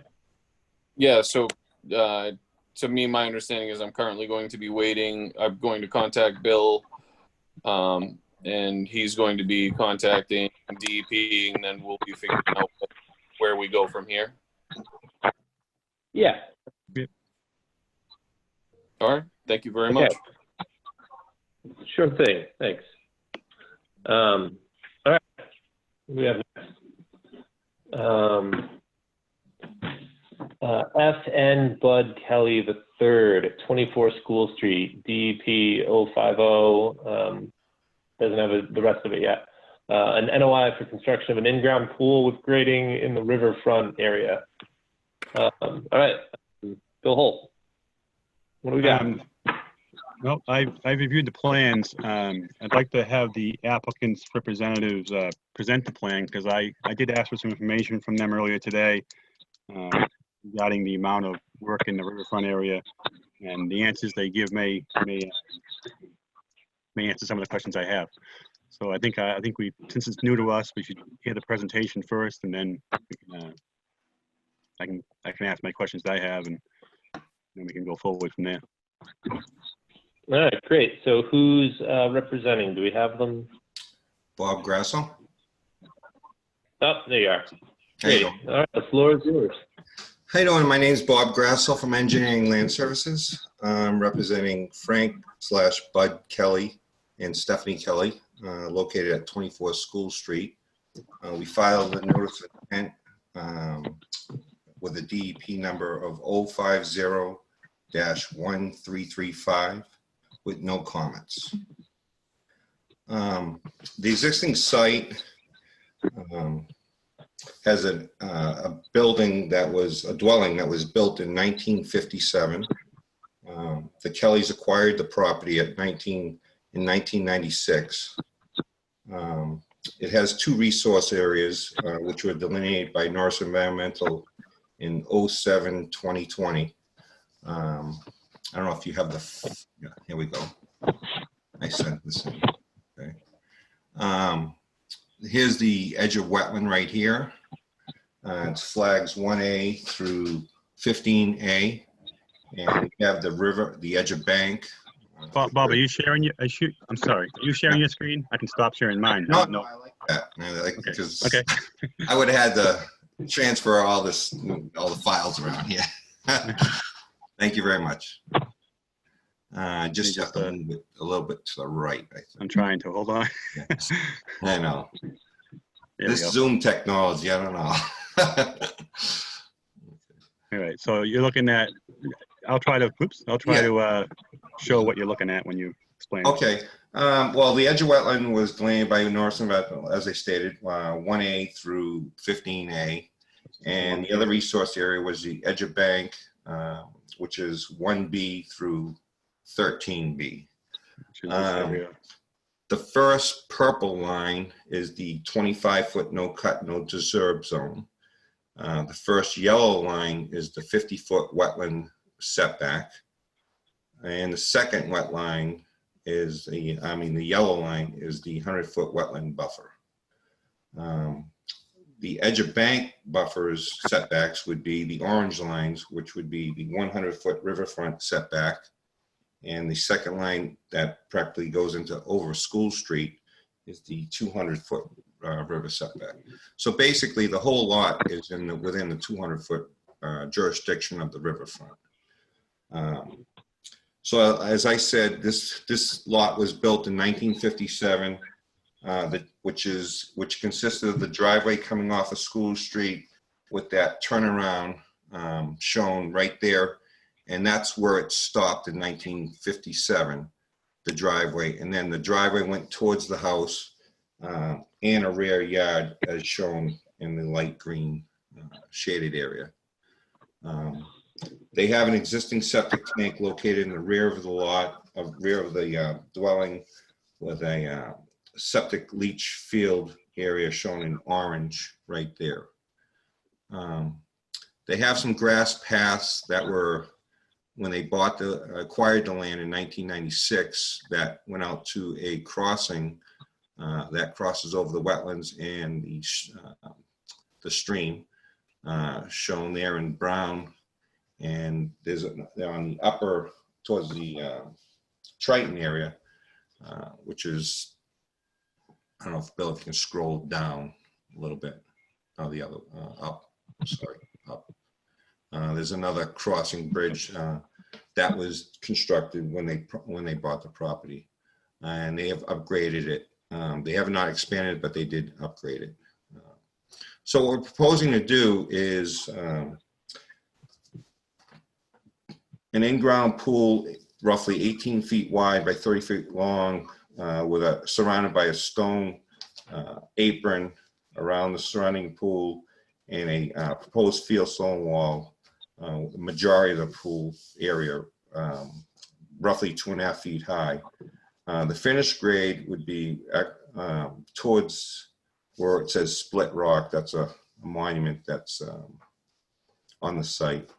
Let me see, the northerly side of the pool would approximately be 1 foot into the existing grade, and towards the house would be 1 foot above the existing grade. There would be 3 trees that would probably be removed during this construction. So we're replacing those trees with 1-inch diameter red maples shown on the grass path northerly of the pool. And we're also relocating existing shrubs, which would be a total of 10. 5 azaleas, 2 low bush blueberries, and 3 lilacs. And then we're also proposing 8 shrub plantings, which would be black-eyed Susans, which would be surrounding the stone apron, shown in light green. The mitigation, total of 18 shrubs, and proposing 3 red maples. During construction, prior to construction, we propose a 12-inch silt sock shown in red. Right here, that's roughly 130 feet long of silt sock. And in 2001, the Kellys had filed a notice of intent with DEP in the town of Newbury to expand the driveway to the southerly east of the existing driveway to construct that existing garage, which is located towards the Triton property. And that was in the riverfront area also. So the numbers that Bill was looking for today that he emailed me, the pre 1997, prior to the Riverfront Act, the 0 to 100 foot riverfront area disturbance would be 11,800, and from 100 to 200 would be 4,100, with a total of 15,900. That's pre-disturbance. The post-disturbance of 1997, which was conducted in 2001, we had from 0 to 100, which was 3,500 square feet, and from 100 to 200 would be 1,900, with a total of 5,400 square feet of disturbance in the riverfront. With that cumulative, it would be 21,300. That's all, pre would only be, the post prior, after 1997 would be the 2,230 that we're posing for the in-ground pool, and then the garage, which was constructed in 2001 of 5,400. We have a total of 7,630 square feet of riverfront disturbance. We're allowed under the Wetland Protection Act of 10,937 square feet. Any questions? Let's go, Bill Holt. Do you want to, he did his presentation. Do you want to go through it a little bit? Or do you want us to go around the whole? Yeah, I want to go over a little. I agree with the 10,937, which is the 10% of the total area. Basically, of the whole lot. Yeah, it's actually the whole lot, which is basically the whole lot is in the riverfront. There's a small portion, but it probably doesn't amount to the 1 square foot difference. So it is 10,937. I would agree with that. Is the total allowed disturbance. The act, it's. Is that interpretation or is that? Well, no, I'm going to try to explain it because I actually asked this question and I didn't really get a good answer yet.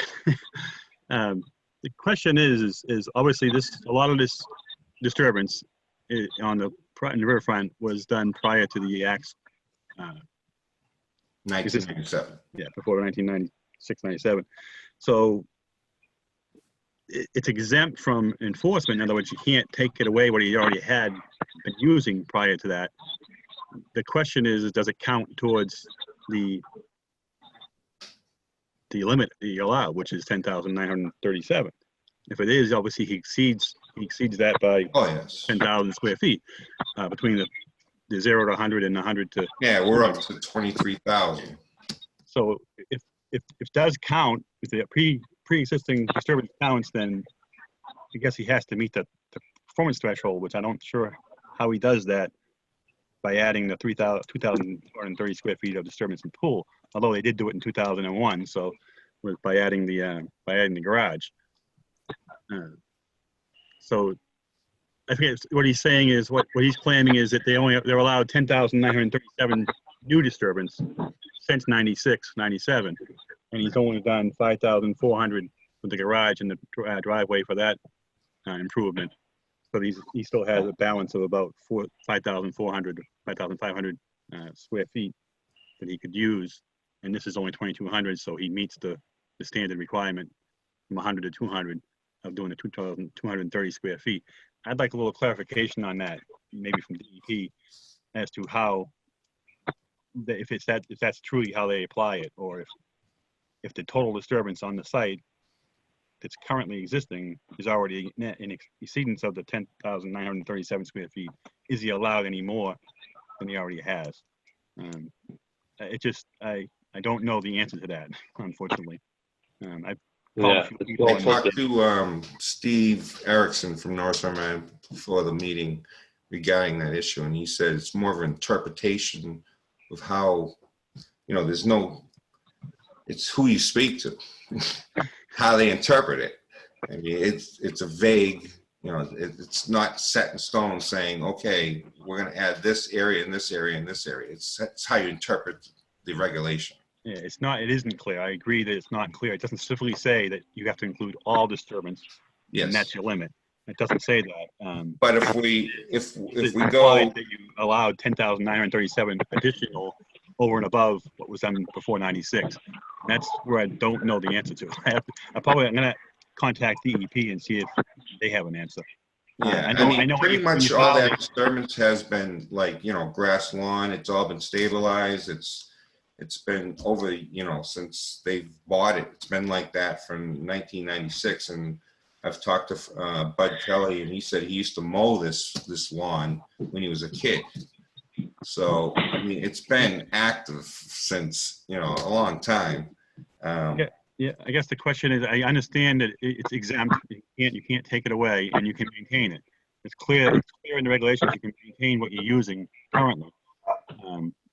And it even actually says that you can convert grass lawn area to a pool shed or accessory use to the deck, accessory use to the house. That's pretty clear. So if this area that you're proposing to put the pool was a grassed area, I would say we'd have no issue with allowing it to happen. I went out there today, and it looks like it's actually it's got trees and shrubs and not necessarily a grassed area. So it's we're trying to relocate as much shrubs as possible. Obviously, the trees can't be relocated. We're gonna, take those down and replace those with 3 red maples. So we're trying to do the best, we can with the site, and for mitigation, planting all the shrubs surrounding the apron. There's minimum amount of grading for the minor. I think it's a minor project. Actually, there's just that much grading, and we'll be entering from School Street through this. I show a little circle there, right at the elevation 40. Shows a gate which would be opening just enough for a mini excavator to conduct all the work right through there. We got the arrows just a little bit. Yeah, right there. There's a gate that opens up where he actually goes with his mowers, and the landscapers go through there with their mowers and all that. So that's been. So let's let the commission get in here. I know I have just one question, which would be, if the applicants have any openness to converting lawn into this proposed pool and patio, because then this whole discussion would be moot. And so that would sort of save a lot of headache and whatnot. I'm not really seeing a lot of pools that have in-ground pools with grass right up to the edge of the pool. You want some stabilization. Well, they can do whatever they want with grass. I just mean they can turn the sod into the pool area, and they have a pre-disturbed area to work with. It doesn't get into the point that Bill Holt is bringing up. And so you could have it. You could have the pool if you just convert something that's already disturbed. But let me go to the rest of the commission and see if anybody else has any other thoughts so you can address them at the same time. Benjamin? I see your point there, and I see the regulatory compliance there. I want a clear answer to Bill's question, which seems pretty simple. It sounds like, Bill, you were asking at 1997 when the act was passed, did the clock start at 0, or are you exempt if you were already over, but you can't keep adding? That's my question, yes. Yeah, it seems like a fairly clear-cut question that we should be able to get an answer from. Excuse me. So I'd love to know the answer to that question before we got too far down the road with making decisions. The one thing I would say is that if he's allowed to do this, I like the location of the pool because it's as far as you're going to get Yeah. from the resource area. Let me just, can I add to that though? We have a building front setback. We're in the RAG zone of 20 feet and the edge of the pool would be at 21. So we're you know, you got to give us a little tolerance right up to the 20. So I do think that it's just a matter of what the regulation is in my mind. If he's allowed to do this, then I'd love to hear what the rest of the commission has to say, but it's unclear to me whether or not the applicant is allowed to do it. So anyways. Right. Bill Lord? Yeah, I'm not clear on the regulation. It seems like if he has to move the pool, he's got room to move the pool. But if the regulation says it's okay, then, you know, the rest of the plan looks good to me. Okay. Well, we really can't move the Daniel? pool. The pool is within the 200-foot riverfront, no matter where you go on the lot. But if it moves to where there's grass, doesn't that? Oh, in the grass area? Yeah. Converting grass to a pool shed or a deck is allowable under the regulations, but it has to be a grassed area. It can't be a vegetated area. That's the way I read the regulation. And I think that Ben also read it that way as well. So he's familiar with it as well. So that's the question. I mean, if in fact you don't start the clock over again, or if you do start the clock over again, and you're allowed the 10,937 square feet additional disturbance after 97. Yeah, which we're at 7,630. Right. If nothing else counts that happened before towards the 10,937, then you're probably okay. If it does, then I think you have to look at the grass area to replace the pool, put the pool in the grass area. I think that's the point, and I think the answer is pretty simple to get from DEP. I think we should, you know, ask that question and get the answer, and we can. Do you want me to call, or you want to hear it from them, or get us? I know they won't write me a letter, so it's probably better for an agent. I can ask. I can ask and get the answer in writing, and then I can All forward right, to you. so let's keep going around and see what the rest of the commission has to say. Daniel? I don't know about the regulations, but it just doesn't seem like it's going to be detrimental to the functions of this riverfront area, in my view. I do have one concern, and I don't know if it's a conservation concern. I see the septic system is, you know, within the 50-foot line there, the existing. I'm wondering where the reserve area is. I mean, I would hate it if they had a system failure and then, you know, oh, well, it's too bad. The reserve area is where the pool is, you know, it's kind of, it's a tight area there. I'd like to make sure that there's adequate area so that we don't get, you know, a really difficult septic repair kind of situation, you know, sometime in the future. All right, good observation. Kevin? I have no further comments. I agree with the other comments, but I don't have anything additional. Okay, and Peter? Yeah, 1 second, Pete. Should be able to unmute now. Hold on. My apologies. I had to mute. I had a barking dog in the background, which would have just been chaos in the meeting. I think Bill Holt has some questions that need to be answered. That needs to be addressed. And then I think, Dan, you just brought up a great point, reserve area. So I think those two questions need to be looked at. Okay. Mr. Kelly has his hand up. Brian, you'd like to make a comment? There's the hand. He can speak. He's unmuted. He's been very polite. Mr. Kelly, go ahead. Good evening, Commission. Thank you for hearing this application this evening.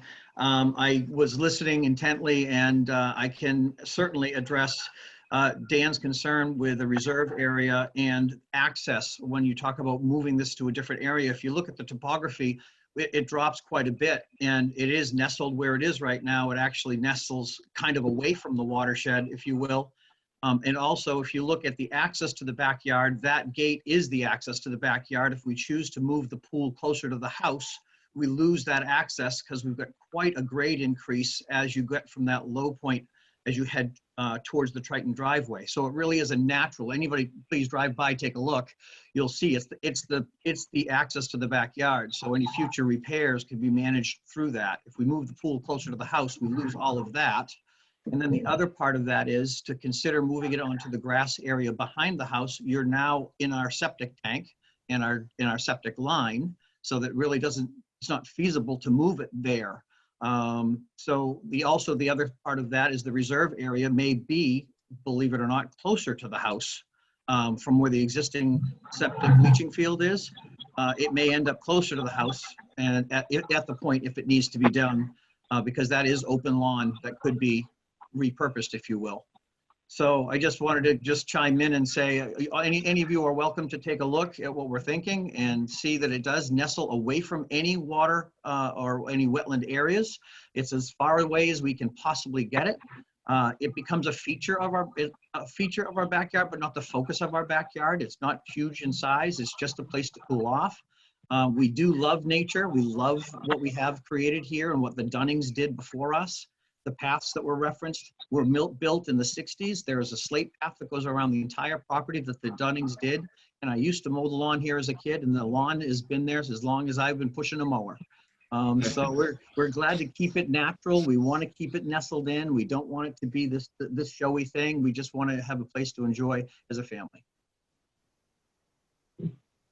Okay, thank you. All right, so let's see. So, and I'd like to also add that the septic system is functioning right now, and as Bud had said, we can move it closer to where the tank is now, and then the tank closer to the house. So we can move it further away from the resource areas, and still sustain the 20-foot setback to the in-ground pool. Okay. I asked. Okay. Yeah, go ahead, Bill. I was about to turn it over to you anyway, since I think your question really is what is going to hinge the whole thing. Yeah, I think I actually have no issue with the design. I think it's a very good design. It's appropriate, as a couple of members said. It's as far away it can be. I don't have a problem with the septic. I would ask how old the septic system is. Do you know how old it is when it was last repaired? Or 1956. Yeah, so it's a fairly old system. Maybe in need of a repair soon. Properly maintained. We get it pumped twice a year. Okay. Yeah, that's good.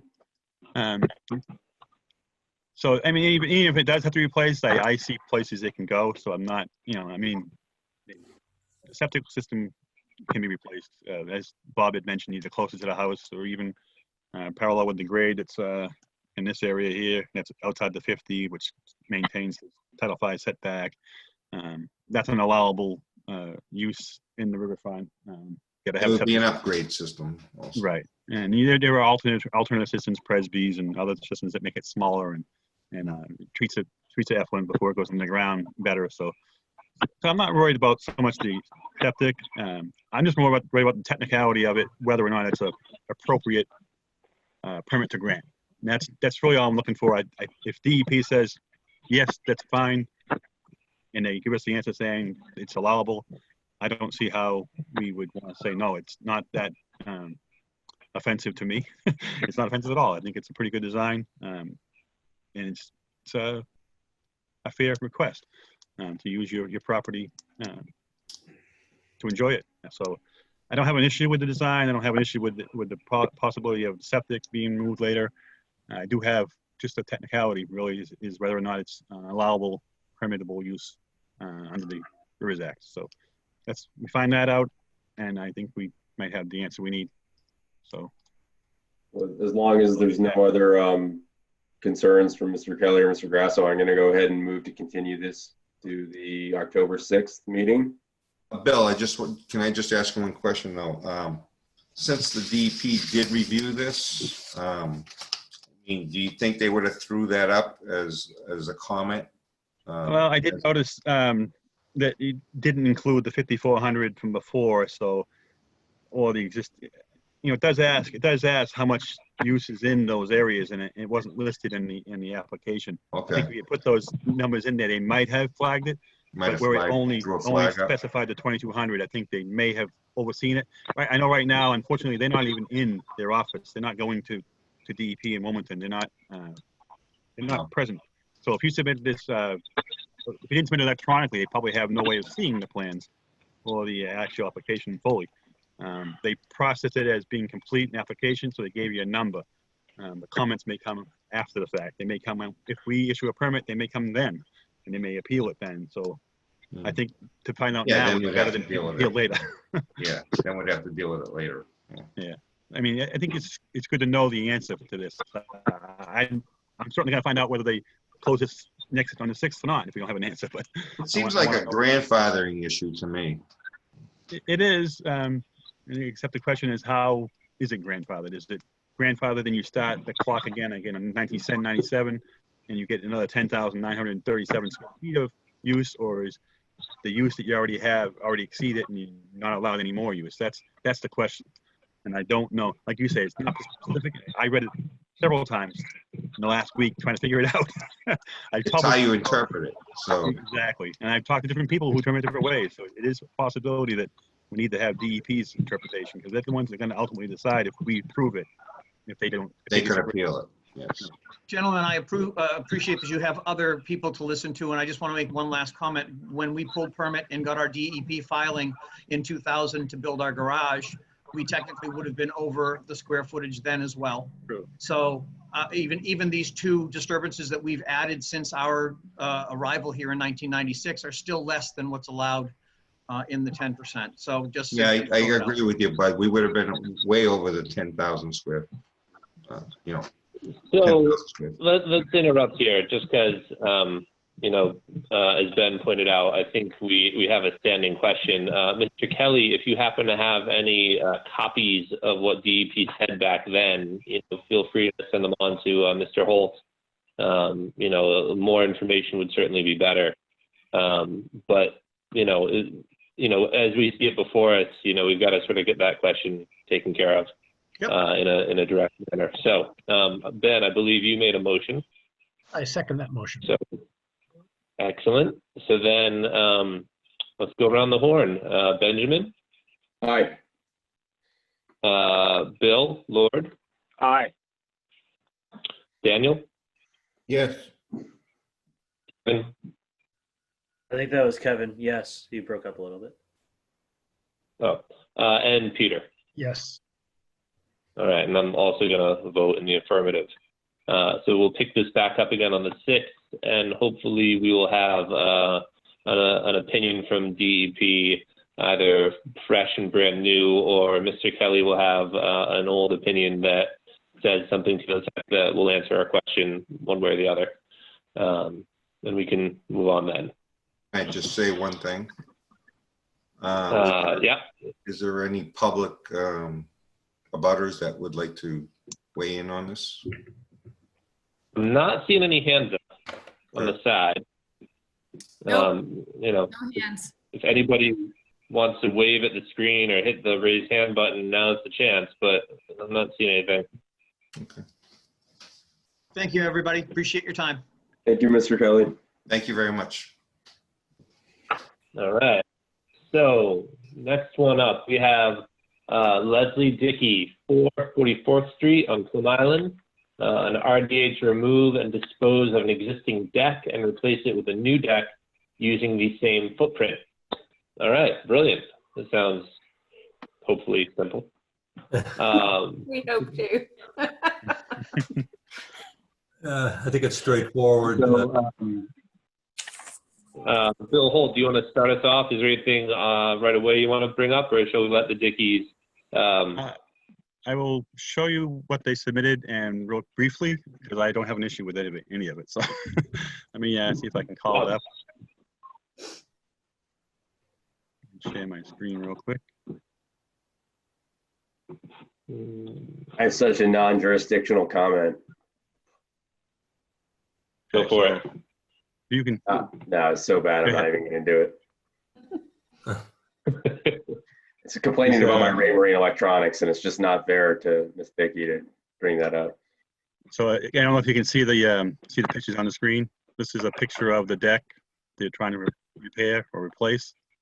See, it's up elevated quite a bit. It's a second story deck, it looks like. More pictures of it. And then a sketch of what they're proposing to do, which is the existing deck is 10 by 6, and the proposed deck is going to be 6 by 5, reducing the size of it significantly with no impact to anything. They're using, I believe they're using diamond piers to support it for a foundation. Again, it's pretty straightforward. It's an improvement over the existing conditions. So I have no issues with it. I'll hand it back to the chairman and the board for comments or questions.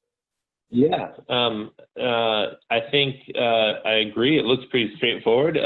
Would the Dickies like to add anything, or? This is Tom Gorenflow. I'm actually be the builder, but I'm just helping out with any questions here.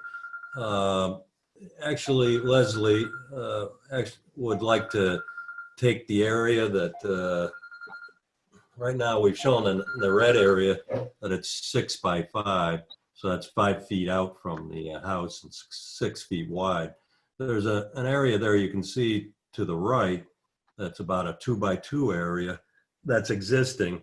And what we are also wondering is if we could, that would turn that into basically an 8 by 5 deck if we were to square that out. And it would still be considerably less than what is there. Would the board have a problem with that? I mean, from my perspective, would you have to move the foundation? Would you move the piers? Well, we're removing the existing piers, which are out further, okay, at the 10-foot level, 10-foot mark. And we're putting in those diamond piers where those 2 circles are.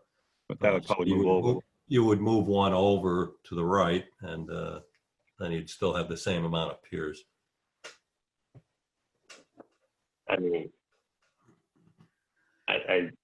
me personally, I'm okay with that, but let's go around the horn. Benjamin? I'm just looking at imagery. My only comment would be the typical Plum Island. How are you going to get things in and out, and where are you going to put a dumpster? But this is a pretty small project. You might not need a dumpster, and it looks like I can't see what is on the east side of the house as far as vegetation or not vegetation, because it seems like the logical way to do it is to bring it around the east side of the house to the driveway. Yeah, that's correct. There's a walkway that comes from the driveway, which is all crushed stone. And you would just be walking from the driveway around the walkway to the back of the house where the deck is. There's, literally no natural vegetation. Everything that's on the property is, nursery raised vegetation, hydrangea. Yeah. That's the way it looked, and this looks more like a pickup truck disposal than a dumpster disposal type project. Yeah, I think so. I mean, we'll just be removing what's there, which isn't a large amount. So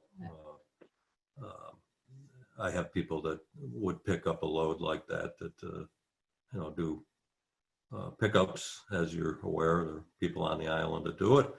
And that's where it would go, or it could go in a dumpster if we wanted to bring one in. So either way, I don't think there's going to be any impact here of any concern. So, my opinion. I just wanted to dot the I's and cross the T's there. Okay. Yeah, I think then we could probably handle that by Bill Holt maybe doing a pre-construction type meeting. And just sort of eyeball that kind of thing, if if you wouldn't mind. I include that in all the decisions we make for the pre-construction meeting. So that's what I thought you'd say. Yeah. So then let's go to Bill Lord. Any comments? Are there any stairs? No, no, not for this deck. All right, It just walks out from the second floor. It's a balcony. Balcony, it's really, yeah. Okay, thank you. Daniel? No issues. Okay. Kevin? No issues. Just if we do make a motion for a negative determination, we should make sure we say it's okay to do the a little bit wider to the extra 2 feet that they asked for. So I think either way. Right. Right, agreed. And then Peter. No questions. Okay. So then let's have a negative, or sorry, let's have a motion the way that Kevin phrased it to make sure that Bill Holt sort of changes the paperwork to reflect that little push out. Are there any abutters? I don't see any hands up. No. And I don't see any video of people. I move for a negative determination for a deck as proposed, or to include the additional 2 feet. I second that. All right, great. Round the horn then. Benjamin. Yes. Bill Lord. Yes. Daniel. Yes. Kevin. Yes. And Peter. Yes. All right, and I also will vote yes. And so, Bill Holt, you want to give them their script on timing and when things come in and all that? Okay, so once the hearing has been completed and closed, the commission must issue its decision known as a termination, negative termination in this case, within 21 days. And as the applicant, you may appeal the negative determination issued under the act within 10 days. Also, abutters, 10 residents of the community, and Mass DEP can also appeal in that 10-day appeal period. You can't begin any work until the appeal period is up. And that's basically all you need to know. Okay. Now, did we have to have a pre-construction meeting with you? Yeah, that'll be one of the conditions on the negative determination. We'll actually be negative determination with conditions, and that will be one that when you get ready to build it, you can give me a call and we'll set up a time to meet out there and just kind of go over the dumpster location if you're gonna have one, and some of the other items they're talking about. So should be all right. Very good. We can pretty straightforward. We'll get in contact with Gretchen, I assume, to get in contact with you, or? Yep. All right. Yep. Very good. Thank you. All right. Thank you. Thanks for coming. Okay. All right, what do we have next? We have Marissa and Edward Perillo at 6 Blue Hill Avenue on Plum Island. DEP number 050 TBD. An NOI for exterior renovations, including replacement of decks and utility work. All right, do we have anybody present for these guys? I'll unmute him. Tom Hughes, please. All right, Tom's on this one. Good evening. Hi, Tom. Hi, I'm Tom Hughes with Hughes Environmental Consulting. I'm here on behalf of the Perillos. Marissa Perillo's on, and also on somewhere is Mullen, who is the contractor on the job. So if I can share my screen with you, give me a second. Oh, if you can. Hold on, I have to make you a co-host, Tom. Okay, thank you. There you go. All right, thank you. Well, there we go. Okay, so first of all, to start, there's a legal ad. There's the proof of mailing to abutters. So let me go back to the cover sheet. So on the cover sheet, you can see the lot with the yellow here. Adjacent to the lot, towards the basin, is a lot owned by the town of Newbury, on which the Perillos also do have an easement for the driveway portion. That's also shown on the site plan. And if you can see in the aerial, they've got a fairly good sized driveway there.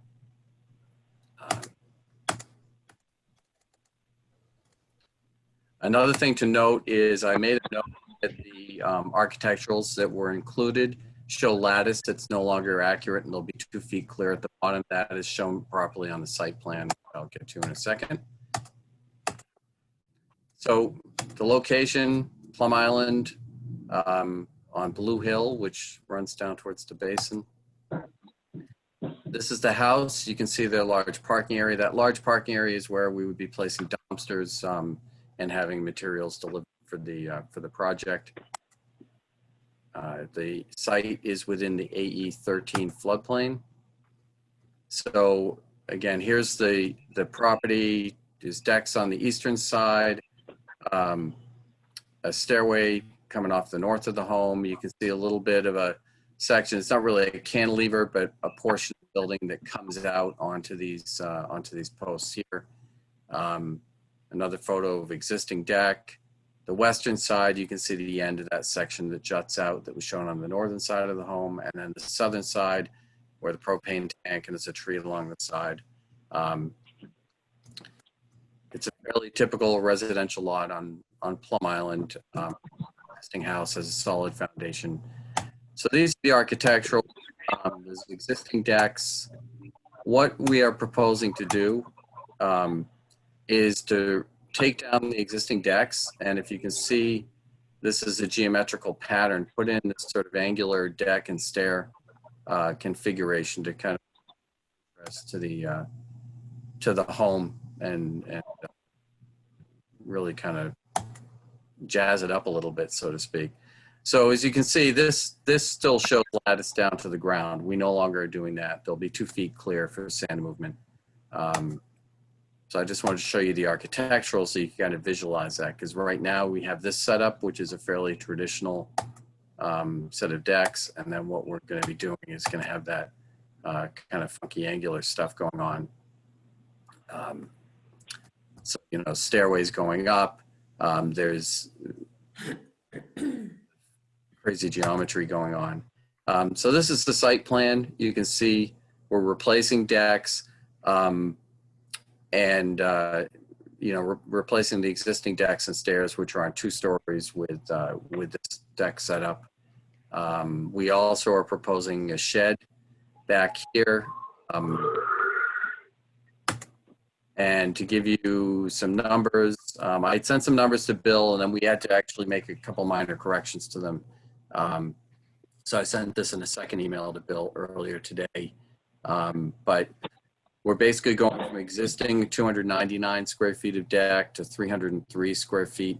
The stairs is going from 101 to 135, shed from 0 to 64, and then open structure. Part of this weird geometry is there's a portion of it that's open. It's just connected by a beam to connect the sort of triangular elements, and that covers an area of 88 square feet, but that's completely open straight down to the dune.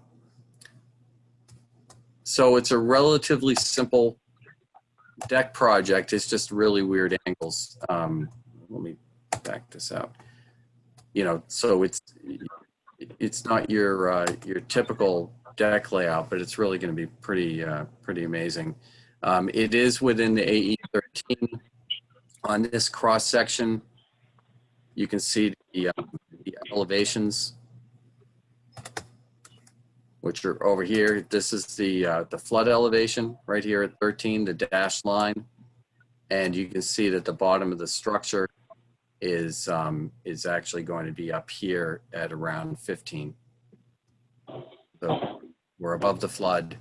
The lattice that is going in is, you know, is horizontal lattice, but again, above 2 feet, so there'd be plenty of room for sand movement. So with that, if the commission has any questions, I'd be happy to answer them. Let's go, Bill Holt. Let's do you first. Okay. Yeah, I had obviously a couple of concerns is the percentage of cover, increasing it from 26.8 to 30.7. So I know that you may have talked to Peter before. I'm not sure he understood the numbers that you were giving him. I haven't talked to him. He was not in the time I left today. But that would seem that you would need a ZBA permit to increase the percent cover from 25 to 31. Right.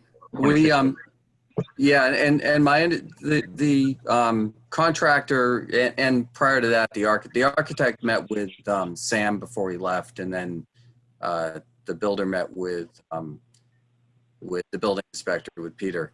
And one of the things that what we were looking at with those guys, and if I go down to that impact areas, is that the deck number is sort of a minuscule change, but the shed, the stair increase does, as you know, increase the coverage.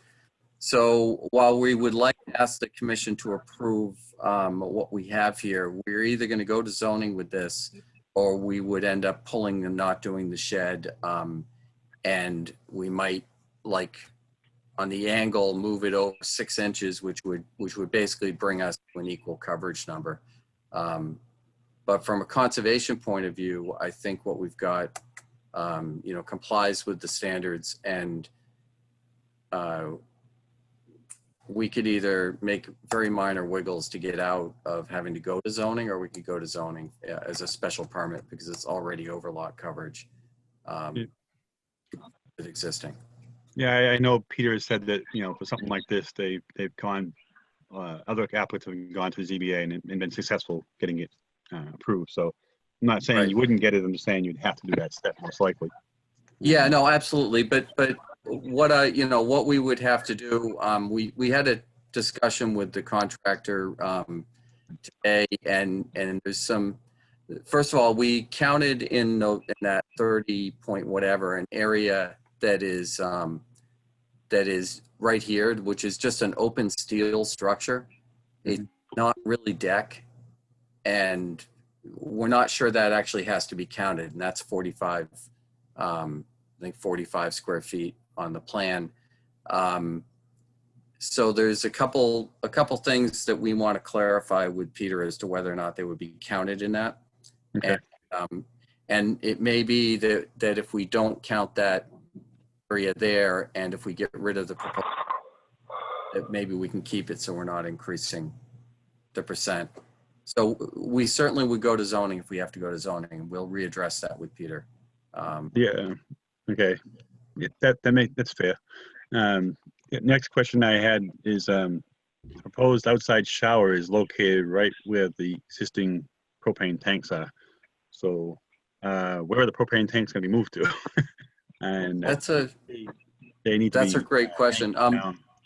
If I can turn to Ben Moland, who's on the line. I don't know if he's on his cell or if you can tell where he is. Ben, are you out there? Let me see. It must be this iPhone. Hold on. Am I here? Yep. Ben? I'm trying to get in. Am I in? You're in. Can you? I don't have a picture. All I have is a circle that says done speaking. So excuse my ignorance and all this. So to go back to the coverage piece, if I might.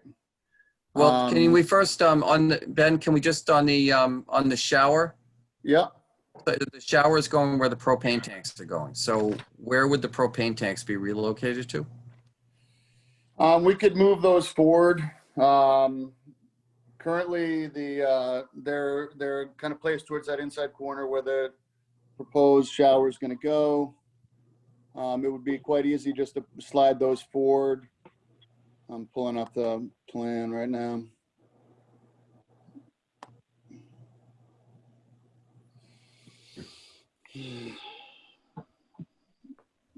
And there's enough space between the landing and the proposed shower to get between the landing and the shower for the tanks. So they would shift over to about where the word proposed is?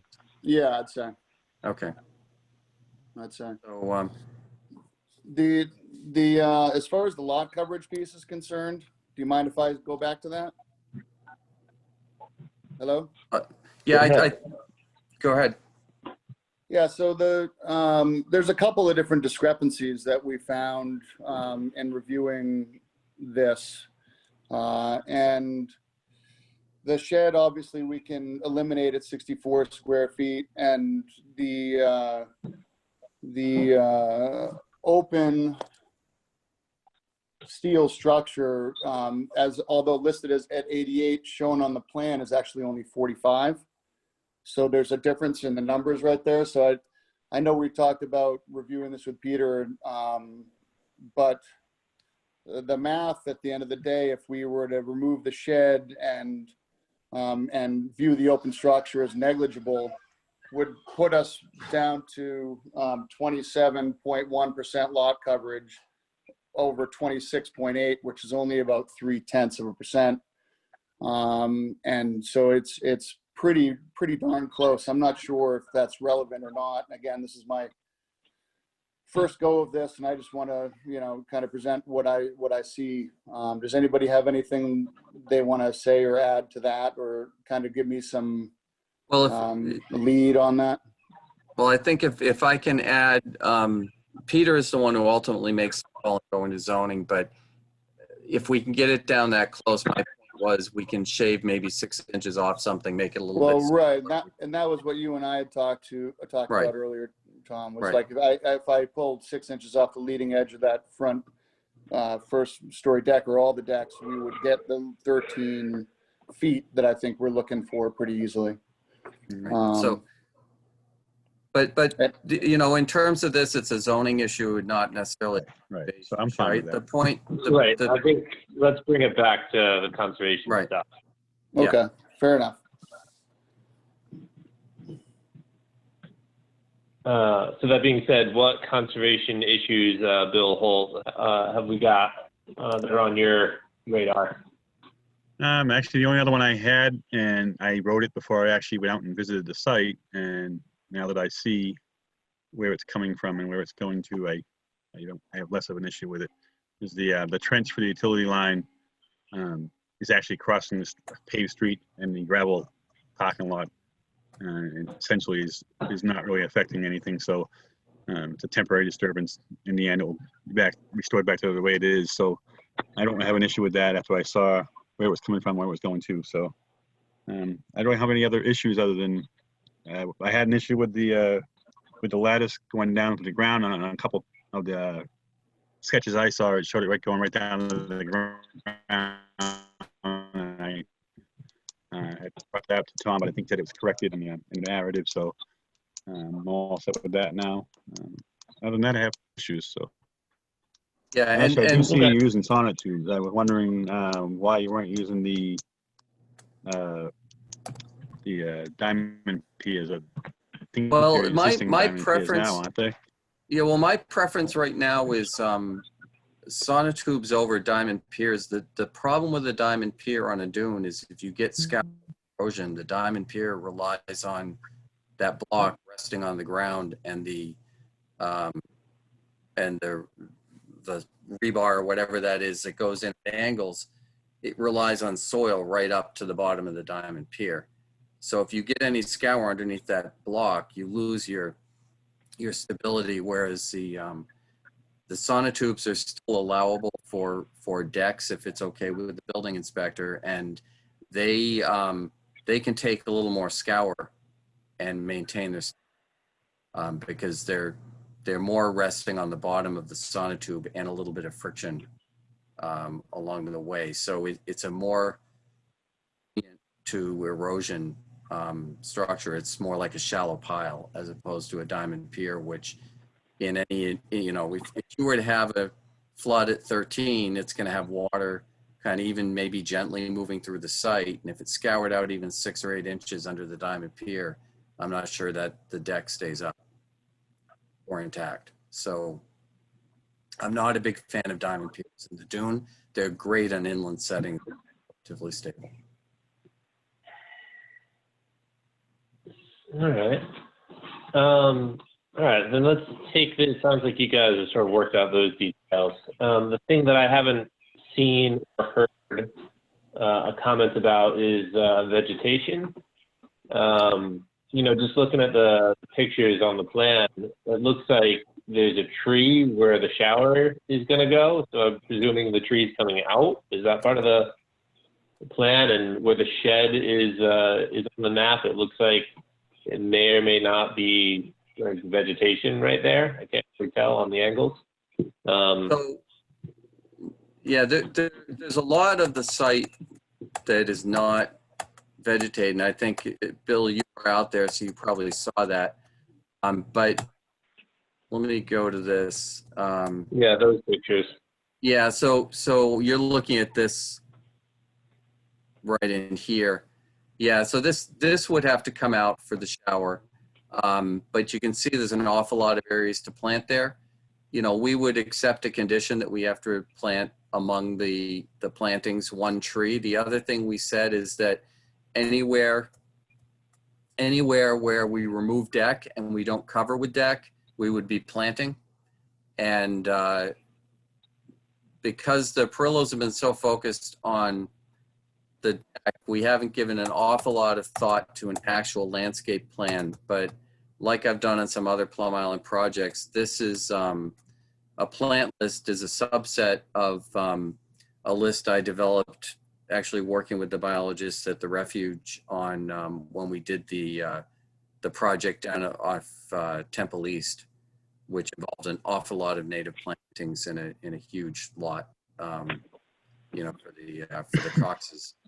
So these are all plants that are native to Plum Island, that do well out there and that have a lot of value and are pretty. And I think that rather than just saying we're going to plant American beach grass, you know, 1 foot on center, what we'd like to do is basically say we'll plant from this pick list out there, because I think given the small areas that we're going to be uncovering, there's not really much vegetation impact.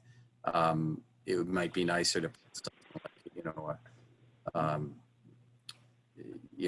a steeplebush or, you know, butterfly weed or something like that in there. Yeah, and Tom, could you go back to that picture that you were on? Yeah, absolutely. Yep. And just sort of go back, where does the shed end up visually? Is it in the shadow? Is it in the greenery?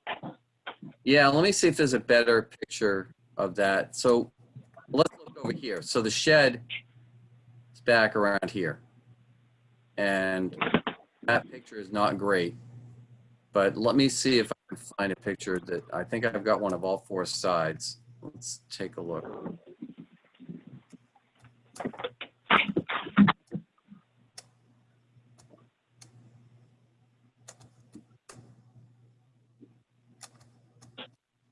Yeah, unfortunately, I don't think it's right in the viewport on that. And we could adjust the shed location to avoid vegetation impacts. And Marissa, you're on.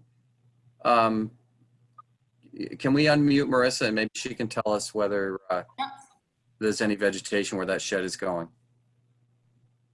There you go. You there, Marissa? You may have to unmute yourself once they unmute you.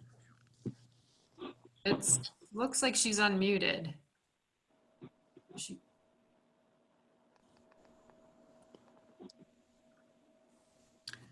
Well, we could adjust the shed location. I mean, it sounds like we may be getting rid of the shed anyway, and if it's problematic for tonight, we could just withdraw it. Yeah, if the shed, well, and that may have to do with, zoning and lot coverage, but the shed can slide anywhere on the property that's necessary. They're just looking for a little extra storage, and again, if it has to go away, it goes away. That's a non-issue. So what we could do is we would accept a condition that says the shed shall be placed in a manner so as not to disturb vegetation.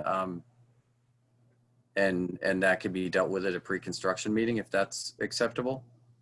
Or we can withdraw the shed from the application, but we are hoping to move forward and try to catch the construction season if at all possible. Yeah, I mean, personally, I don't see anything going on with the shed, you know, as long as it, you know, meets all the usual, you know, 2 feet in the air type stuff. Well, the other issue, Brian, in my mind, would be a pathway to the shed and coverage. Yeah, I think, so what we could do, we've got a 64 square foot shed. why don't we just do this? So you can see there's large areas of this yard that are not vegetated. Why don't we just commit to adding an additional 100 square feet of vegetation on the lot, and, you know, at a minimum, and that way that covers the area of the shed and a deer trail out to the shed if it's going through any vegetation. Or we could do, even 150 square foot. We have plenty of space there to do it. All right. Well, And that would automatically mitigate for those issues, I hope. All right. Well, let's keep going around and see what other thoughts we have before we on anything here. Bill Lord, you got any observations? I have no additional comments, no. Okay. And then Ben, I'm sorry I didn't let you finish. Did you have anything else? I have a lot of memories of Doug talking a lot about outdoor showers on Plum Island and really, really almost making them verboten. But I can't remember all the details. Like, I think that there needs to be full plumbing back into the system for an outdoor shower. Am I incorrect in my memories of this? Does anybody else You are, I think. I remember him also. I was having the same thought as you, and I was hoping that by the time we got to the end of the commission, I would remember a few things. But yeah, he had some pretty strong opinions about outdoor showers. Right. There was a period of time when they were very strict about them being plumbed back in. And it was just a matter of homeowners didn't want to go to that extent, because now you've got plumbing going into the drains going to the outdoors. I'm not 100% sure on the end result of that, but this does have to go through the building department, and they will make sure it gets, plumbed per code. And if that's problematic, we would just end up pulling it from the plan. But from a dune function point of view, from the performance standards, it doesn't really have any bearing. I think he was worried about damages from all the byproducts of showering to dune vegetation. I think it was his main hang up on it, Tom. And which it's not a consequential thing. But anyways, the point being is I think in either case, then you need to provide plans showing what that it's plumbed back in, or make a simple modification of plans noting that, or pulling it. Yeah, I mean, I think the one thing, these showers are not where people like shampoo and all that kind of stuff. You come back and you just shower it off. But I love outdoor showers. I shower outdoors, full shower every chance I get. Well, so Me too, man. I mean, I think my point is, speak for yourself. Don't. Yeah, I think ultimately it would get plumbed back into the main sewer line. That's environmentally conscious. You just should do that, and it will. It's a question of what you would put down probably for the floor and or pan area around it, so that the watershed would go back into the drain, the majority thereof. Versus washing out onto the sand and the dunes around it. Yeah, so we can. If you plan properly, you should be able to mitigate the problem, right? So, what do you guys want to see for that? I mean, do you want to see a defined plan on the shower pan, and the plumbing, the wastewater directed to the interior plumbing? What would you like to see? I think you're off to a good start, but I think Ben and I, at least, we need to dig around and see if we can remember what the details are about why. Because I have a recollection where the last time this came up, the shower got turned down to like an ankle washing spigot. Okay. Yeah. But I think that was because they didn't want to go the full route that's being described by the applicant. Right. My recollection, we do a bunch of these showers on projects. I think the last 5 ones I've been to report have had them. Is that it has to do with the expense and the difficulty in doing. Right, yeah. and I'm in agreement with the board that if they're not going to treat the wastewater properly, we shouldn't do it anyway. So it's like, let's see what their requirements are and propose it. I can quote it, and if it doesn't go through, it doesn't go through on either side, whether the client doesn't want to pay or what have you. So, I mean, it's worth going through the exercise, I feel like, right? So we all know what's required. Yeah. I have memories of us doing that on prior projects, and that's fine for me. That satisfies me. Yeah. Okay. All right. Yeah. And as far as the shed's concerned, there may be a tree in that back corner. Again, we can move the location. We don't need a direct path to the shed. And I assume you guys don't want us to put any kind of hardscape or stepping stones or anything like that. You'd rather we leave the shed kind of just out in the sand and we can walk to it in any fashion we want. Is that correct?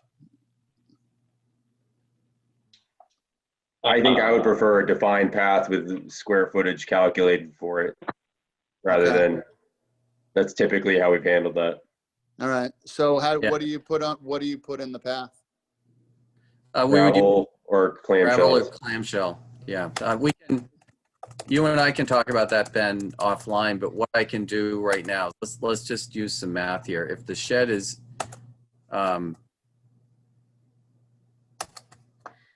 in that location, right? So sure. The front of the house back to the shed. Are we then talking lot coverage at that point? I mean, what is the path? Well, no. So it's a vegetation impact thing. Mm-hmm. We've got 4 inches on the plan. The plan is a 10 scale. So we're talking at most from the front of the house back to the shed, a 40-foot path. They're typically 1.5 to 3 feet wide. So let's say it's 120 feet. Let's say the shed is 64. How about we have 200 square feet of vegetation? Which I know we have. You can tell in the photos. We get enough room to do it. Yeah, there's plenty of room for that. Yeah, we'll do 200 square feet of vegetation and then submit a plan for the agent's review and approval, or for the commission's review and approval for the actual path and a shed location. That's fair on my side. I mean, ultimately, I feel like zoning is going to make us dump the shed anyway. It may be a wasted exercise. Yeah, but at least... let's take this back for a second, because I appreciate the on-the-fly problem solving and, putting in the vegetation and all that. But let's finish with the rest of the commissioners, and let's see, because obviously you've got some work to do after this, and we don't need to sort of problem solve in the meeting, if you will. Sure. Right. So let's go, Bill Lord. I don't have any additional comments, no. Okay. Daniel? Nothing at this time. Okay. Kevin? I think it's a relatively minor one. And so on the screen we're on now, all the shaded areas are decking and part of the lot coverage, but then that same outdoor shower is not shaded at all. And I just want to make sure that you guys include that in the coverage, because obviously there's going to be some kind of floor and maybe even a path to the shower and stuff like that, because you're not going to wash off and then walk across sand. So some more details there would be great. Yeah, so the coverage calculations are all about zoning and whether or not we trigger the zoning thing. So we have to find out from Peter whether or not the outdoor shower pan would count. Yeah. And we more the pathway that would concern us, I guess. Right. So if you feel like you need that before approving the project, I mean, it is, the shower area is shown with a, and drawn with a dimension to it, 4.5 by 6, 27 square feet. Yeah, but I just meant like more getting to the shower. There's no pathway or anything. Kind of a similar story with the shed. That's right. All. Right. Okay. That area. Yeah. Good observation, Kevin. That's Cap. I think if you're all set, then Peter, anything on your mind? Nope, I'm good. Okay. Let's turn this back to Bill Holt. It sounds like, Tom, you've got a good sense of, what the next iteration needs on it, and you've got a couple of ideas on how to make it come together. Bill Holt, unless you've got anything to add, I think we're ready to see this again on the 6th, yes? We have a public comment too. Oh, man, I'm doing awful with those. I'm looking out for you, brother. Can I address one thing before we go to the public comment? Yeah, go ahead, Tom.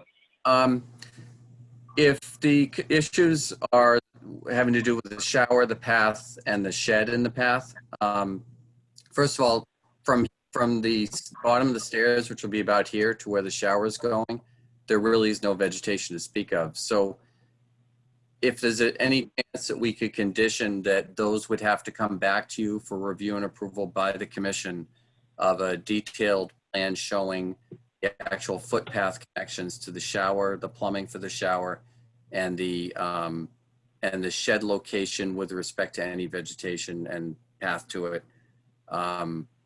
So we could get moving further forward on the deck if we can work that out. That might be one way to move forward if that's acceptable.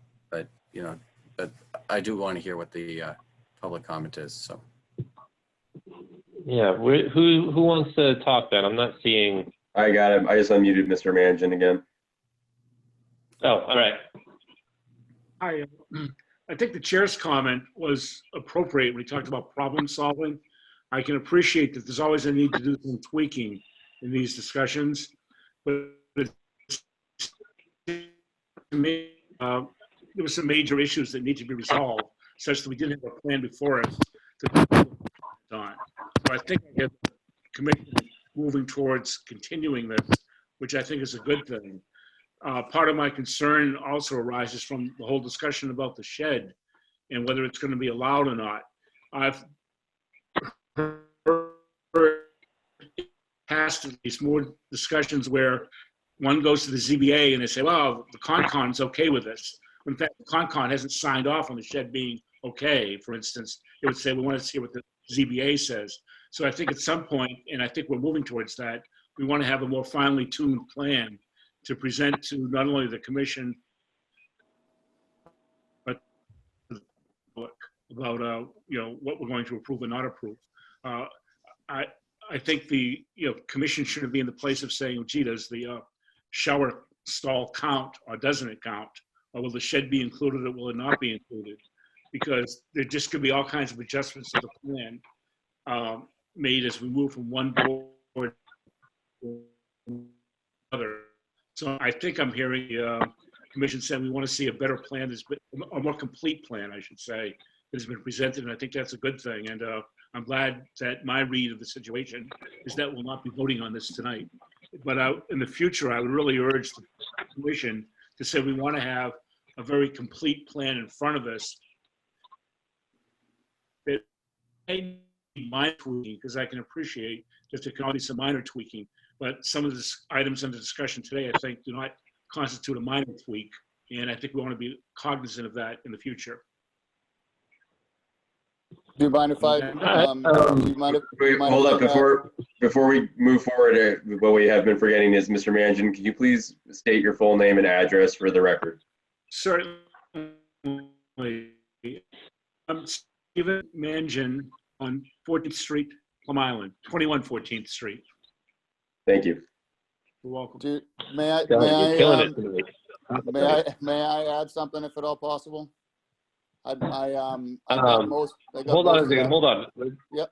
I feel like we've got a lot of people that wanted to talk there for a second. Sure.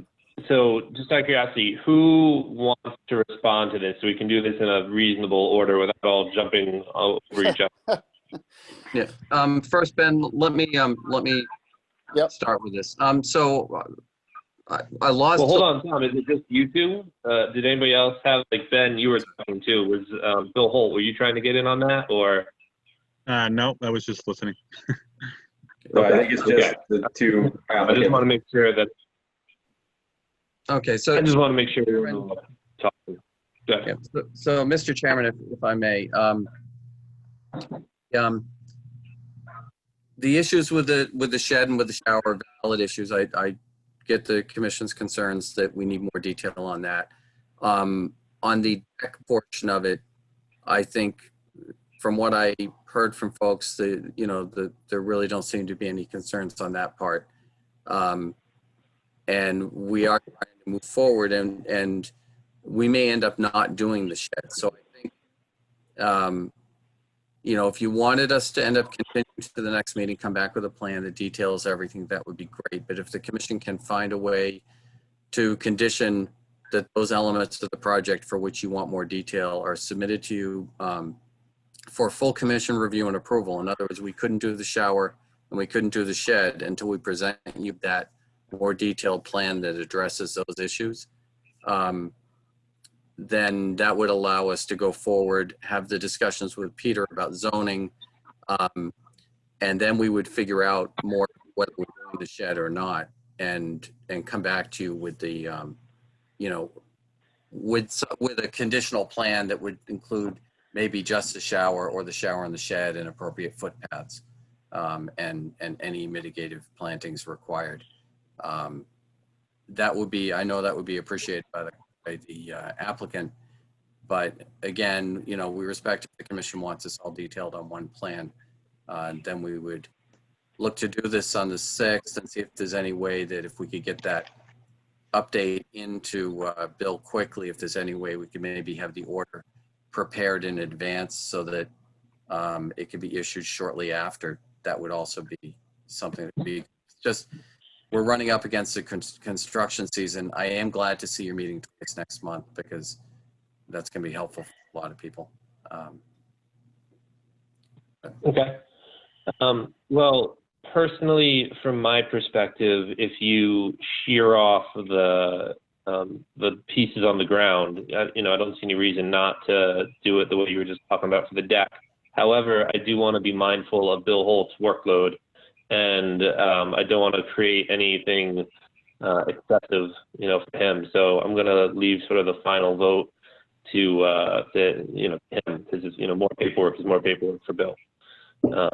And so I'm going to let him sort of take the lead on this one, I think, if that's okay with everyone else on the board. I typically prefer to see a complete plan. Bill Holt, do you have a? Yeah, I have no problem doing it either way. So I can get an order of conditions together for the 6th if you want to do it that way, where you do approve the deck and make these conditional, the shed and the shower. I have no problem doing that. Again, I think they're different issues, so I think it can be handled that way. Okay, Ben, I think you were about to say something. Yeah, sorry. I typically like seeing the whole plan and voting on it that way, but I'm happy to go with the rest of the board. Okay.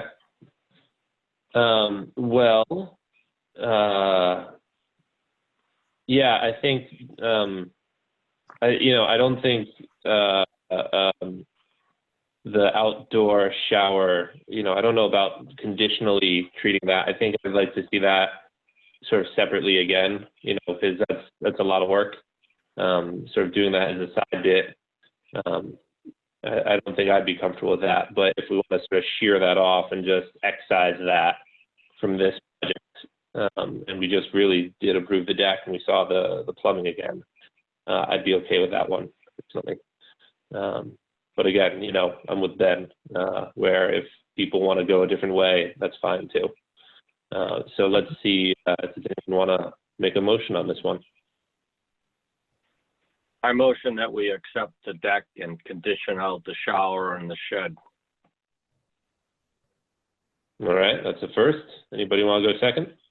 I'll modify the condition to include a planting plan with area identified and walkways. And then I'll second that. Mr. Chairman, can I ask a clarification? So the conditioning out would allow us to come back for review and approval by the commission? Is that what the motion is? For those elements in the landscape? I'm not sure myself, quite honestly.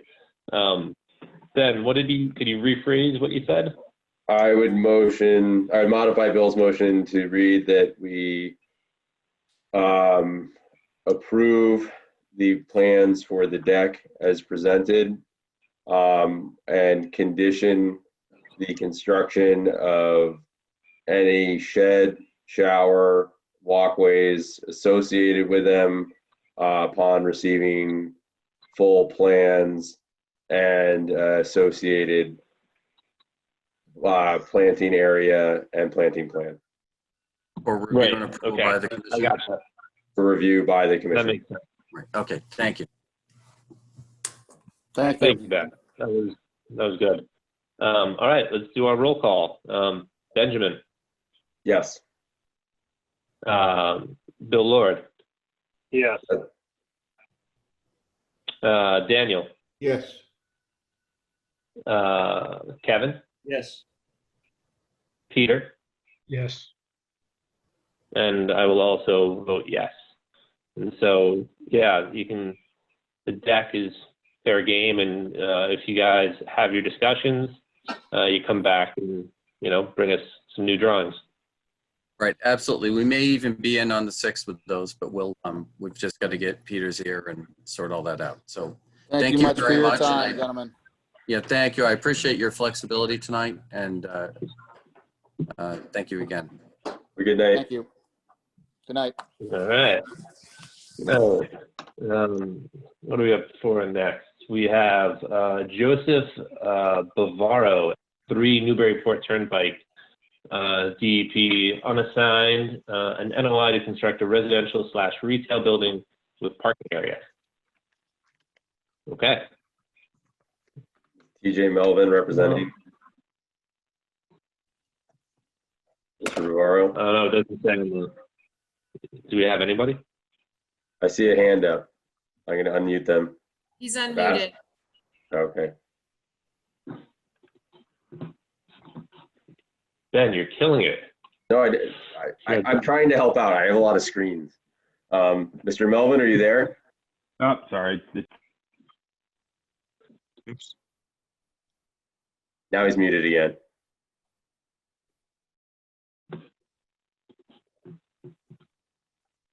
Hello? Can you hear me?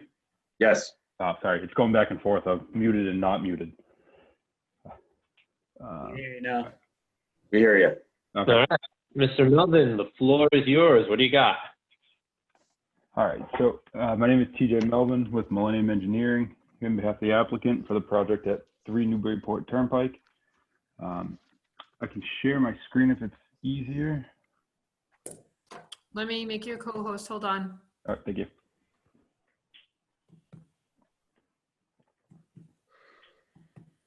Okay, you should be good.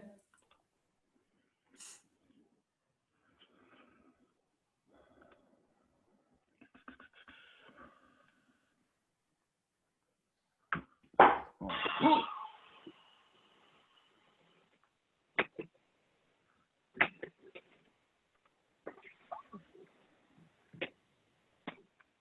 right. It's not letting me share for some reason. Would it be possible just to pull up the plan set? I have it on. I can put it up.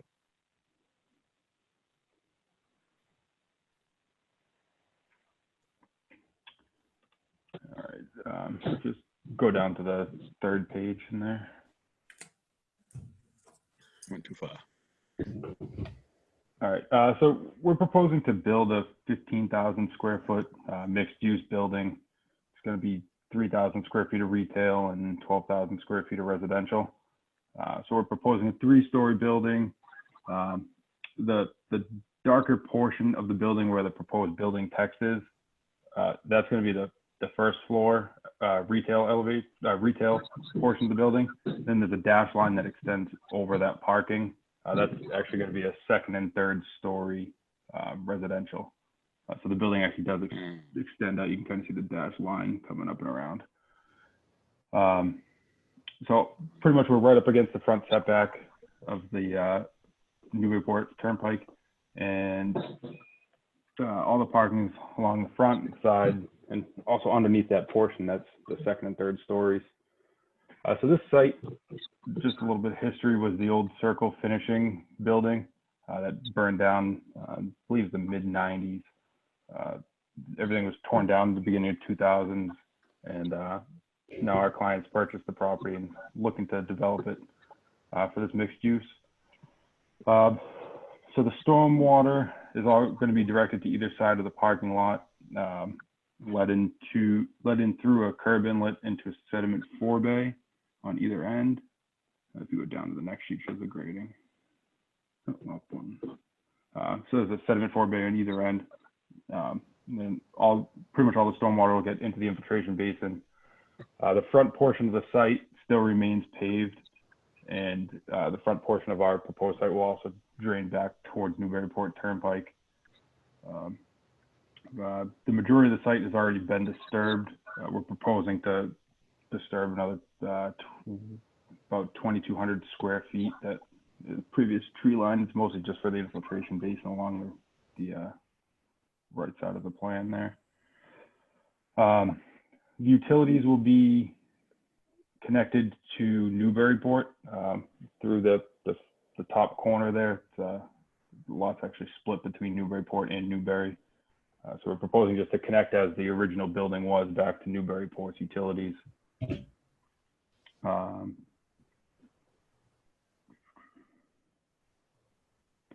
That's pretty much it. So we do have the bordering vegetated wetland to the right side of the plan, and down below there is another isolated wetland down there. That's pretty much the gist of it, but I can answer any specific questions or go into any further detail if the commission may like. All right.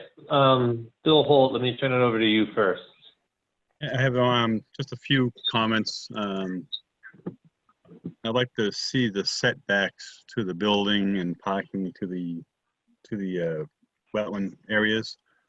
And there's a head wall shown on the plan between B5 and B6. Is there a pipe coming into this wetland area, or is it a inlet to drain this area? What's the head wall for? Did we know? Is there any kind of drainage on the property coming into the property or going off the property? I'm just curious what that was. I didn't get a chance to go out and look at it. I would like to do a site walk, or hope the commission would like to do a site walk and visit the site.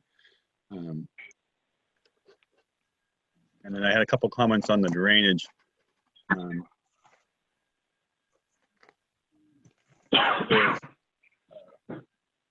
find it out.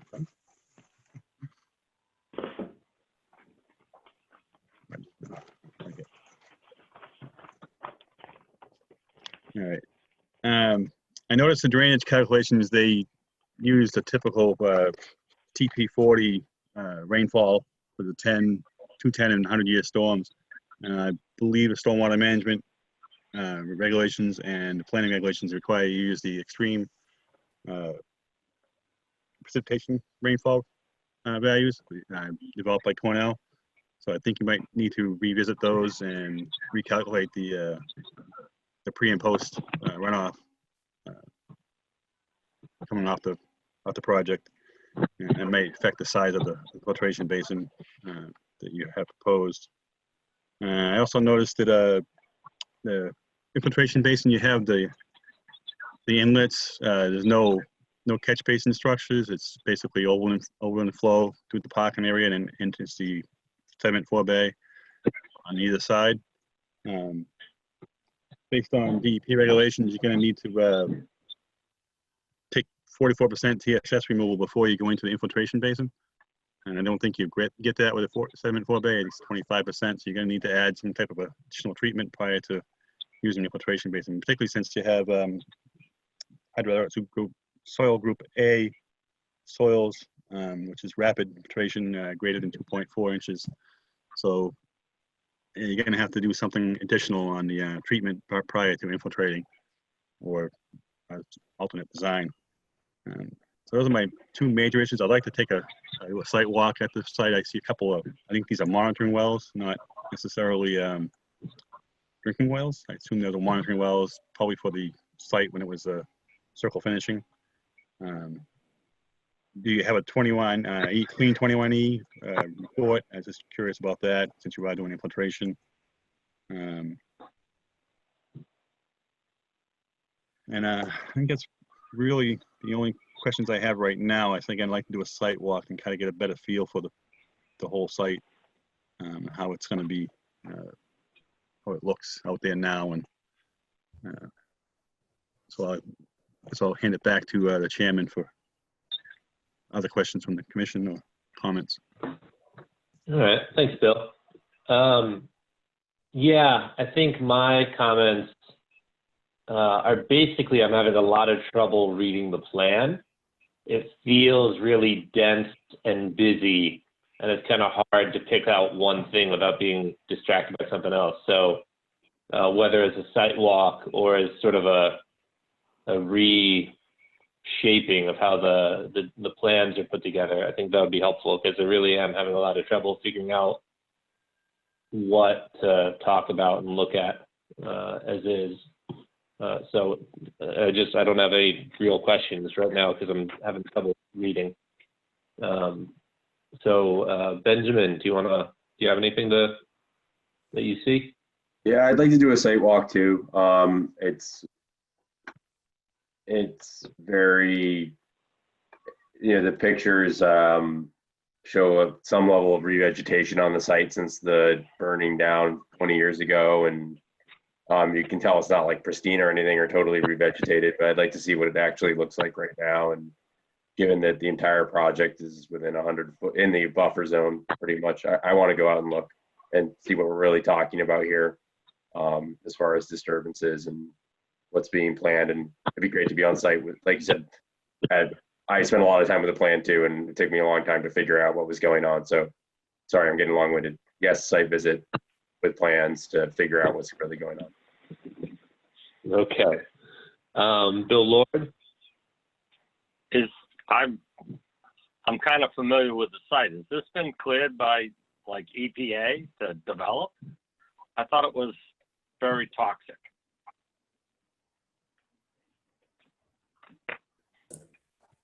Mr. Melvin, you can address the point if you'd like to. Okay, yeah, sorry, I wasn't sure if you wanted to wait till the end. So the environmental report has been conducted on the site, and I'm just going to pull up the exact terms that they use. It is considered to be a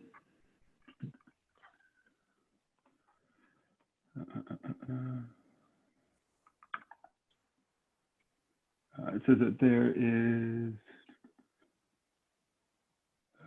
sorry, I'm just trying to scan through this quickly.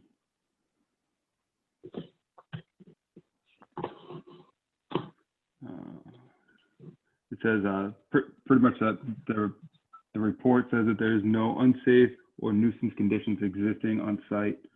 A condition of no significant risk of harm or safety and public welfare has also been demonstrated for the site. So it's a pretty long report. Pretty much the gist of it is we really can't excavate, or if we do, we have to, all the soil has to remain on site. That's why the majority of the site is 1 to 2 feet higher than the existing grade. Just trying to keep everything there as much as we can. But yeah, that was pretty much the summary of the report, but there's no harm or unsafe conditions. Okay. All right. Thank you. So, Bill, any other comments? No. Yeah. Sorry. Oh, sorry. Bill Holt. Sorry, Bill Lord. That's wonderful. I do have one other question. I just noticed that the soil testing results were not in the package I got for the drain report. I don't know if they're in another report that I didn't see. I'd like to see the results of the soil testing. I know that you mentioned there was pretty good soil and it confirmed the SES classification. So I'd like to see those results. So I guess I'm understanding you have a environmental report saying it's a site's not clean, but does that mean it has an LUA, a limited use area? I'm curious if there's any limitations that say you can't dig down into the soil. So, Yeah, I can send you over the copy of the full report. okay.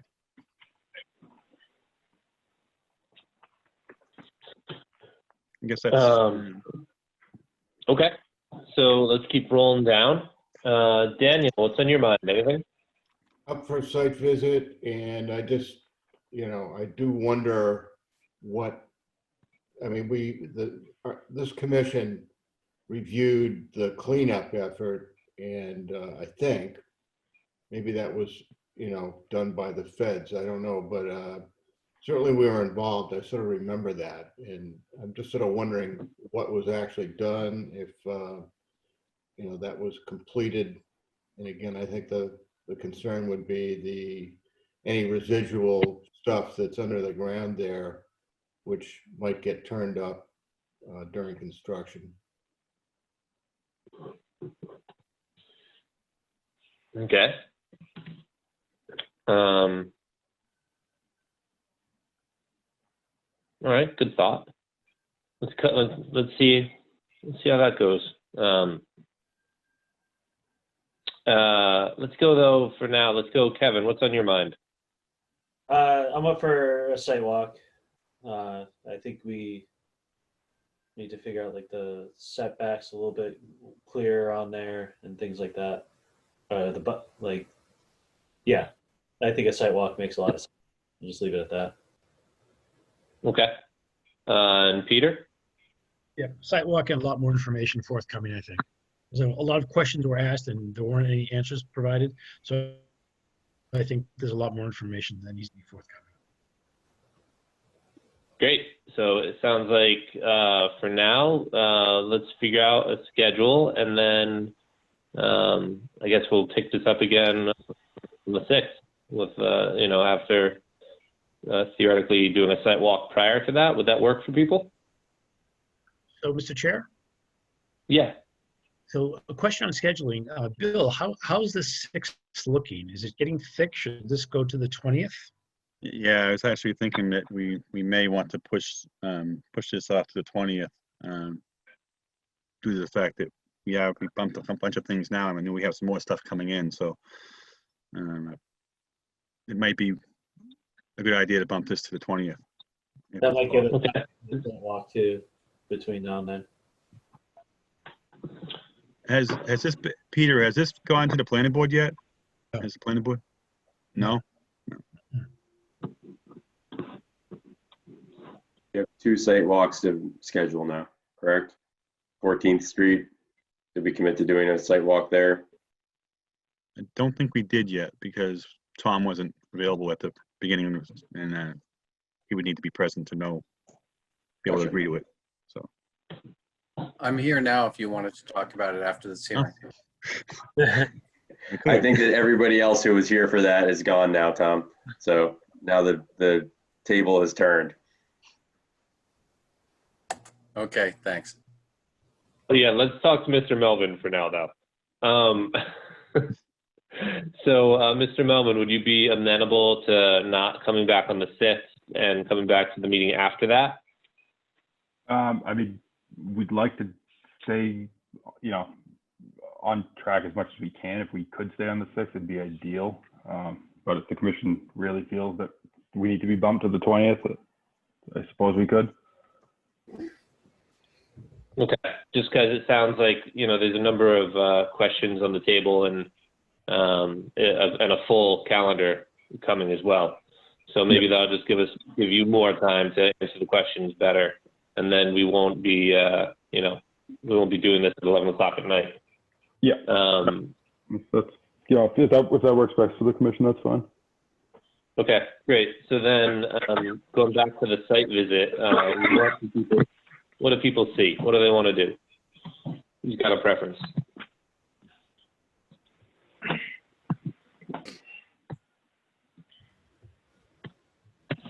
Nobody? Okay. How about Bill Holt? What's your schedule look like? this week is tough. I could do sometime next week would be fine. Tuesday, Wednesday, Thursday. And if we're not going till the 20th, we do have more wiggle room.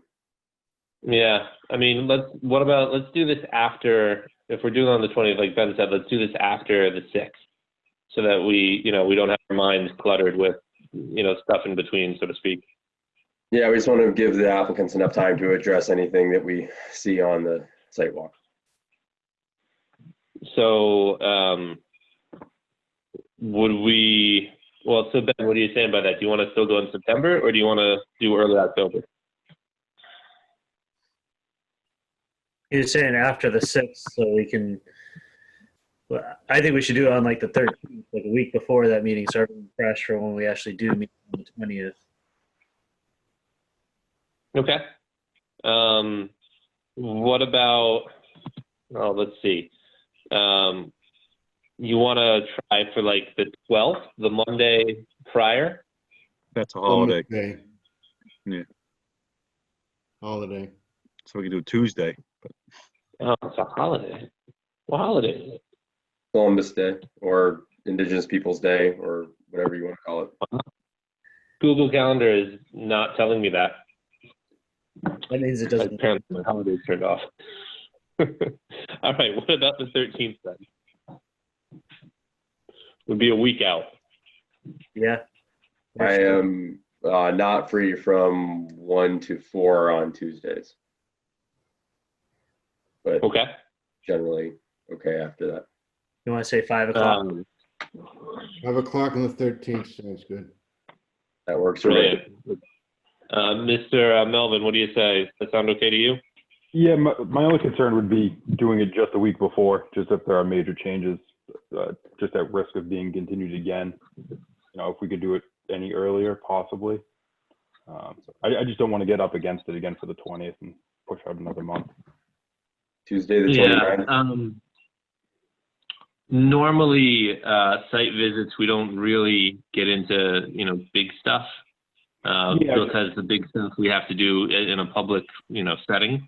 And so I don't think we would be springing anything on you, so to speak. We wouldn't be talking about, there'd be no discussion. And so it'd just be sort of a show and tell and merit people. So I think that particular fear we could, avoid, Okay, so October 13th, 5 p.m. Okay, so 5 p.m. on the 13th for 3 Newburyport Turnpike.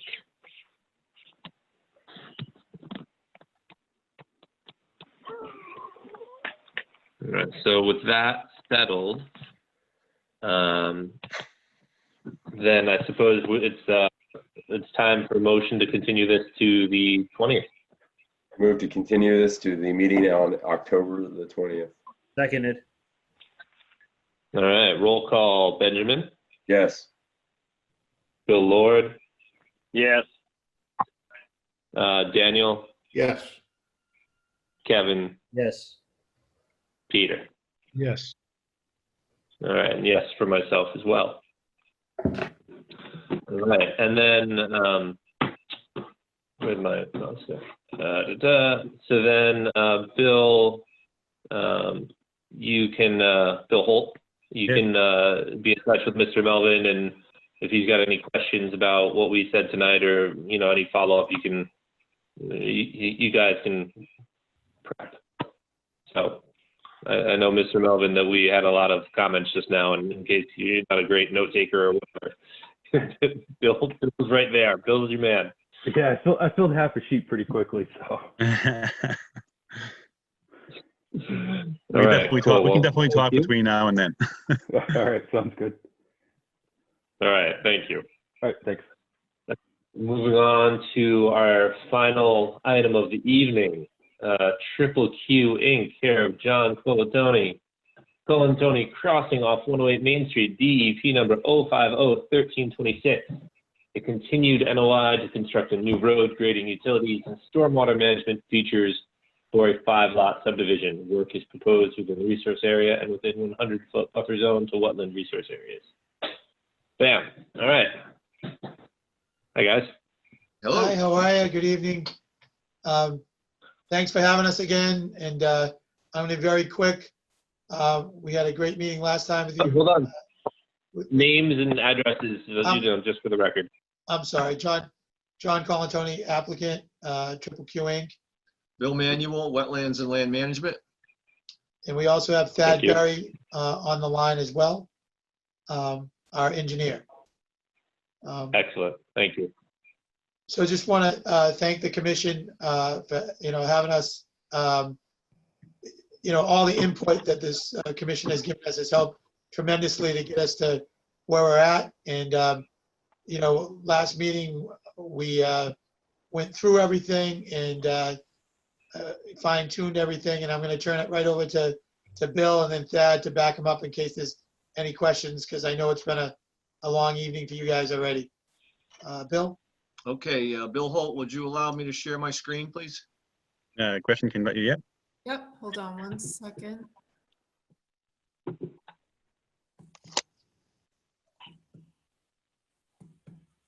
You're all set, Bill.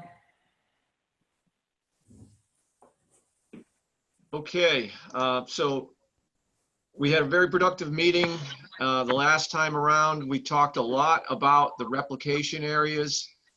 We ended up that we liked where lot 4 was. Lot 3, we decided we would keep the larger section of the replication area where it was, directly up against the driveway retaining wall, and the little nub of replication area that we had on the south side, we were going to just allow that to just remain as an upland to provide a little bit of buffer between the retaining wall and the wetland.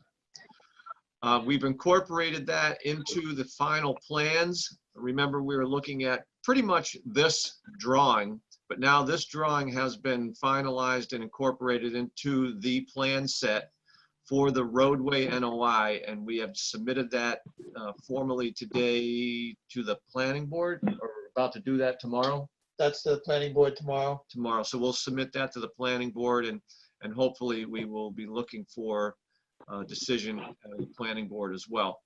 But we pretty much hashed out everything. What you were waiting for was the finalized plans. Thad Berry is on the line. He has been working diligently since the last meeting, and these plans are pretty much hot off the presses. They have all the details for the replication areas, the stormwater basins. On the stormwater, the concept remains the same. We still have this BMP number 2 here. It did get a little smaller, you can see, but basically it still is a pocket wetland with the varying deep pool, low marsh, high marsh hydro regimes, sediment forebays here and here. And the drainage calculations have been revised somewhat, but pretty much the concept hasn't changed much, and it is almost a wash from what you saw on the earlier submittal. Thad, do you have anything to add to that? No, that's it. Okay, so that's it. I mean, at this point, I think we've answered everything that the commission has asked us to provide. And we're hopeful that we could possibly get the hearing closed tonight and look forward to an order of conditions in a couple of weeks. Okay. Thank you. Bill Holt, anything on your end? Yep, I did receive the plans and I did a quick review, and I agree the plans appear to be consistent with what we reviewed and were presented at the last meeting. And I received the entire drainage report. I haven't had a chance to completely review that, but I did review the summary, which indicates that it's in compliance with the stormwater management bylaw and DEP stormwater management regulations standards. So I'll continue to review that over the next week or so. I also know Joe Sawaka will be reviewing the changes as well from the planning board as their peer review. So I feel like it likely only requires some minor tweaks, if any. So I'm satisfied that the commission could probably close the hearing tonight if they so choose, and I could begin writing a draft order of conditions, which I can prepare and submit to the board prior to October 6th, so that they can review it as well as the applicant. And then if there's any modifications that need to be done on the 6th, we could do the final order of conditions after that. So I'm confident and satisfied that the plans are what we reviewed before prior, and there should be a good set of plans that move forward with. So I'll hand it back to the chairman and the commission for any other comments. Okay. I'm gonna keep skimming the report as we go through, because at the moment I don't have anything to say. So Ben, do you see anything? No. Okay. Bill Lord, do you see anything? I'm ready to vote.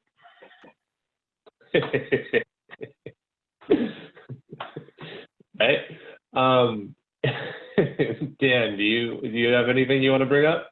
I think what we have is adequate. It's just, I'm a little concerned about further review of the stormwater report and how do we condition that, and any changes that might result from Joseph Wadman. Yeah.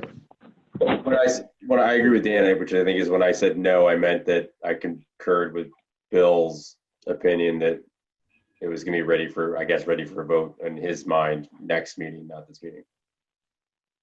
Okay. Kevin? I've missed the last meeting and the site walk because of scheduling, so I don't have much to say. And since we have a quorum, I'll probably recuse myself if there is a vote, just because I don't have enough information. Okay. That's fair. Peter? No, I'm comfortable, and I follow Bill's lead that it might be good to close the public hearing tonight. Okay. I'm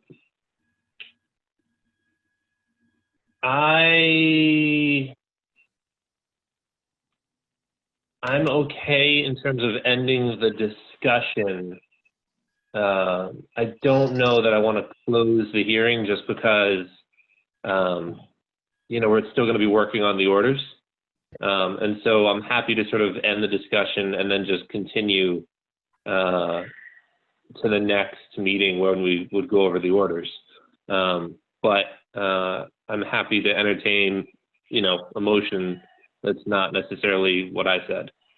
So, well, if I could, Brian, basically, if we close the public hearing, that means the information we have is the information we have, and we can work with this, and then any conditions and anything that we have concerns of can be then put into your final decision. But this would allow them to have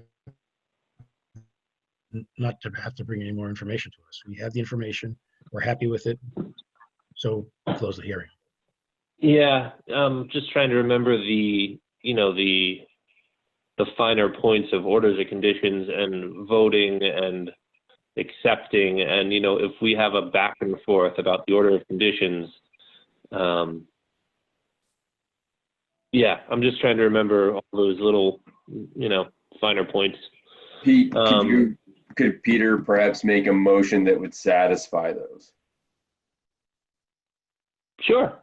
So yeah, what I would suggest is that we close the public hearing and then we work with our agent to work on our conditions, and that would be coming up, through this discussion. But this would allow the applicant not to have to worry about submitting any more additional information. Then we have the information that we have to work with what we need to work with. So, Peter, can you put that into an abbreviated motion with a wonky Wi-Fi connection? Did I freeze? No, you did. Summarize it. I would just move that we close the public hearing. All right. Well, with Peter's understanding of what he's proposing sort of out there, do we have a second? Can I just say something? I think if we close the public hearing, we have to have a vote within 21 days. And the 6th would be 21 days. It seems like if you're going to close a public hearing, you want to vote, period, and know what you're voting on. And I think everybody's happy with the plan. It's just, there's a couple of loose ends still. I don't know. Well, I think that Bill can start to draft it's however you want to do it, Mr. Chairman. Yeah, I mean, from the point of view of myself, and you, Peter, we agree that we don't need any more information. We're happy with the information we have. It's just if voting now creates any hiccups with the order of conditions and what's legal and whatnot. I'm going to open it up. I'm going to go back to Bill Manuel. I'm presuming you've seen a couple of votes in your time and how people handle closing the public meeting before they issue the orders, before they're done negotiating the orders. Do you have any thoughts on this?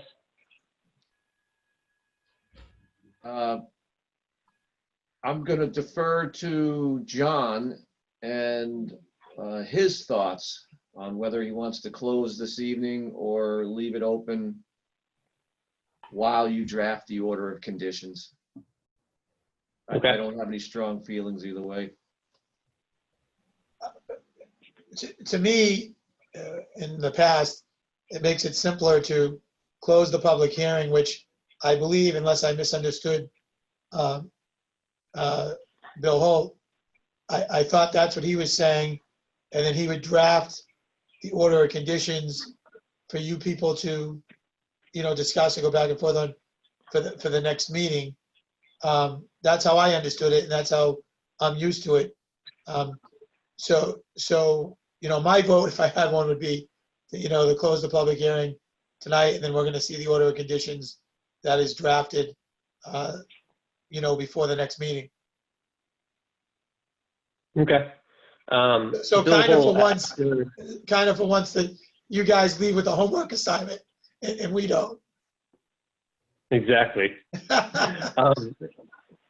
Bill Holt, after hearing us go back and forth over these finer points of things we're not sure about, do you have anything that might clarify any of this mud for us? Yeah, actually, I was saying that I thought you could close the hearing tonight. I would draft a order of conditions that would be for review for the applicant and for the board and commission to review it for on the 6th, and we could tweak the order of conditions on the 6th, and I could issue it the following week if that's something that the board would be willing to consider. Well, I think we would, but like what Daniel brought up, do you remember if there's sort of deadlines associated with, if we close the meeting now, we have to issue the orders a certain date?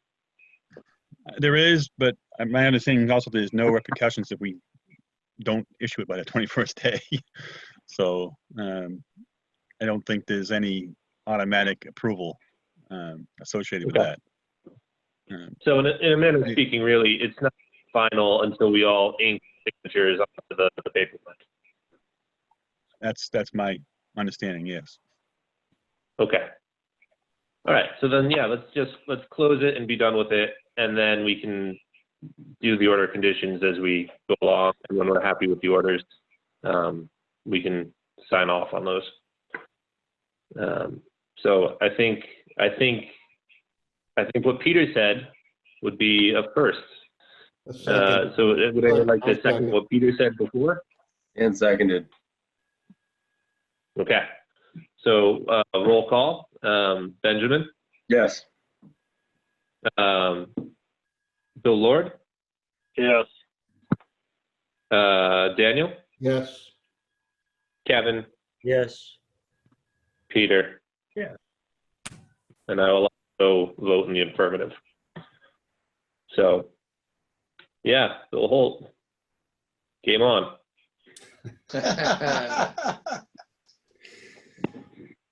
Sounds good. All right. Thanks. All right. So, yeah, Bill, you'll send everybody the orders, and we can all have a look, and we can hash out any differences. If anybody has any comments on the orders, please send them to Bill directly, and then Bill, you can sort of put those together, and we can discuss anything that comes up. And so everybody, in respect to Bill Holt's time, just don't send them the day before the meeting. Give them a few days. Sounds good. All right. I think we have one more item, I think, on the agenda. Thank you. Good night. Thank you very much. Good night, guys. The agenda, we have some COCs. Down East Investments LLC, 20 20th Street on Plum Island, DEP number 050-1223. A request for a certificate of compliance to close out an expired order of condition for which no work had begun. The project has refiled a new NOI and has received an order of conditions. Yep. Okay. So it's Tom Hughes, Hughes Environmental. You may recall the 20th Street project you guys approved. There was a prior order that had just expired. So we're just trying to get that off the books and close it out. Now that we've got an order of conditions, and I understand, I think the appeal period's even run on that, but if not, it's run out in a couple days. So, so we want to just close this out. So if, you know, a future agent is looking through files and says, what happened with this permit? We know. Okay. Bill Holt, any reason not to? Anything? Nope. Any alternative? Nope. It's pretty standard. There's actually a box to check that says no work's begun and it's an expired order of condition, so it's not difficult. It's just a vote by the commission and puts an end to it. Great. All right. Who'd like to make a motion? Move to issue the certificate. All right. Second? Anybody? Thank you. Thank you, Bill. All right, roll call. Benjamin? Yes. Bill Lord? Good night. Daniel? Yes. Kevin? Yes. Peter? Yes. And yes for me as well. Thank you very much. All right. Have a great Sure night, thing, guys. Tom. You too.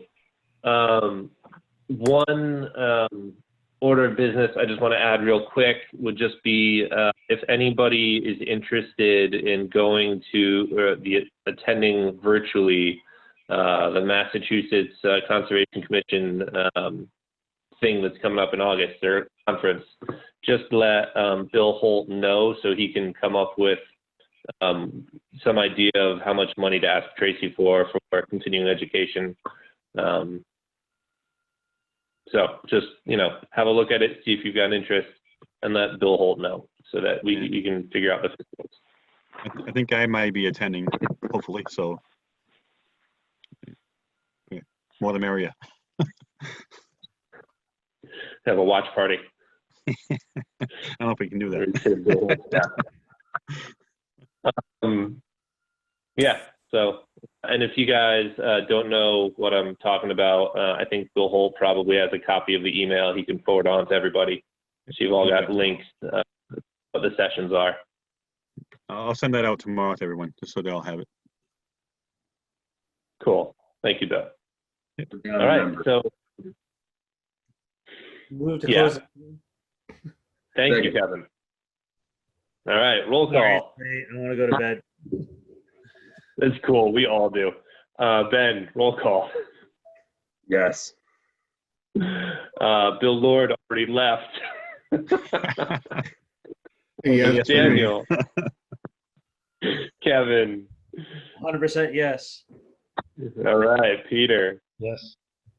All right, and yes for myself as well. Thank you. All right, well, everybody. thank you guys. Bye, everybody. Good work. Right. Good night.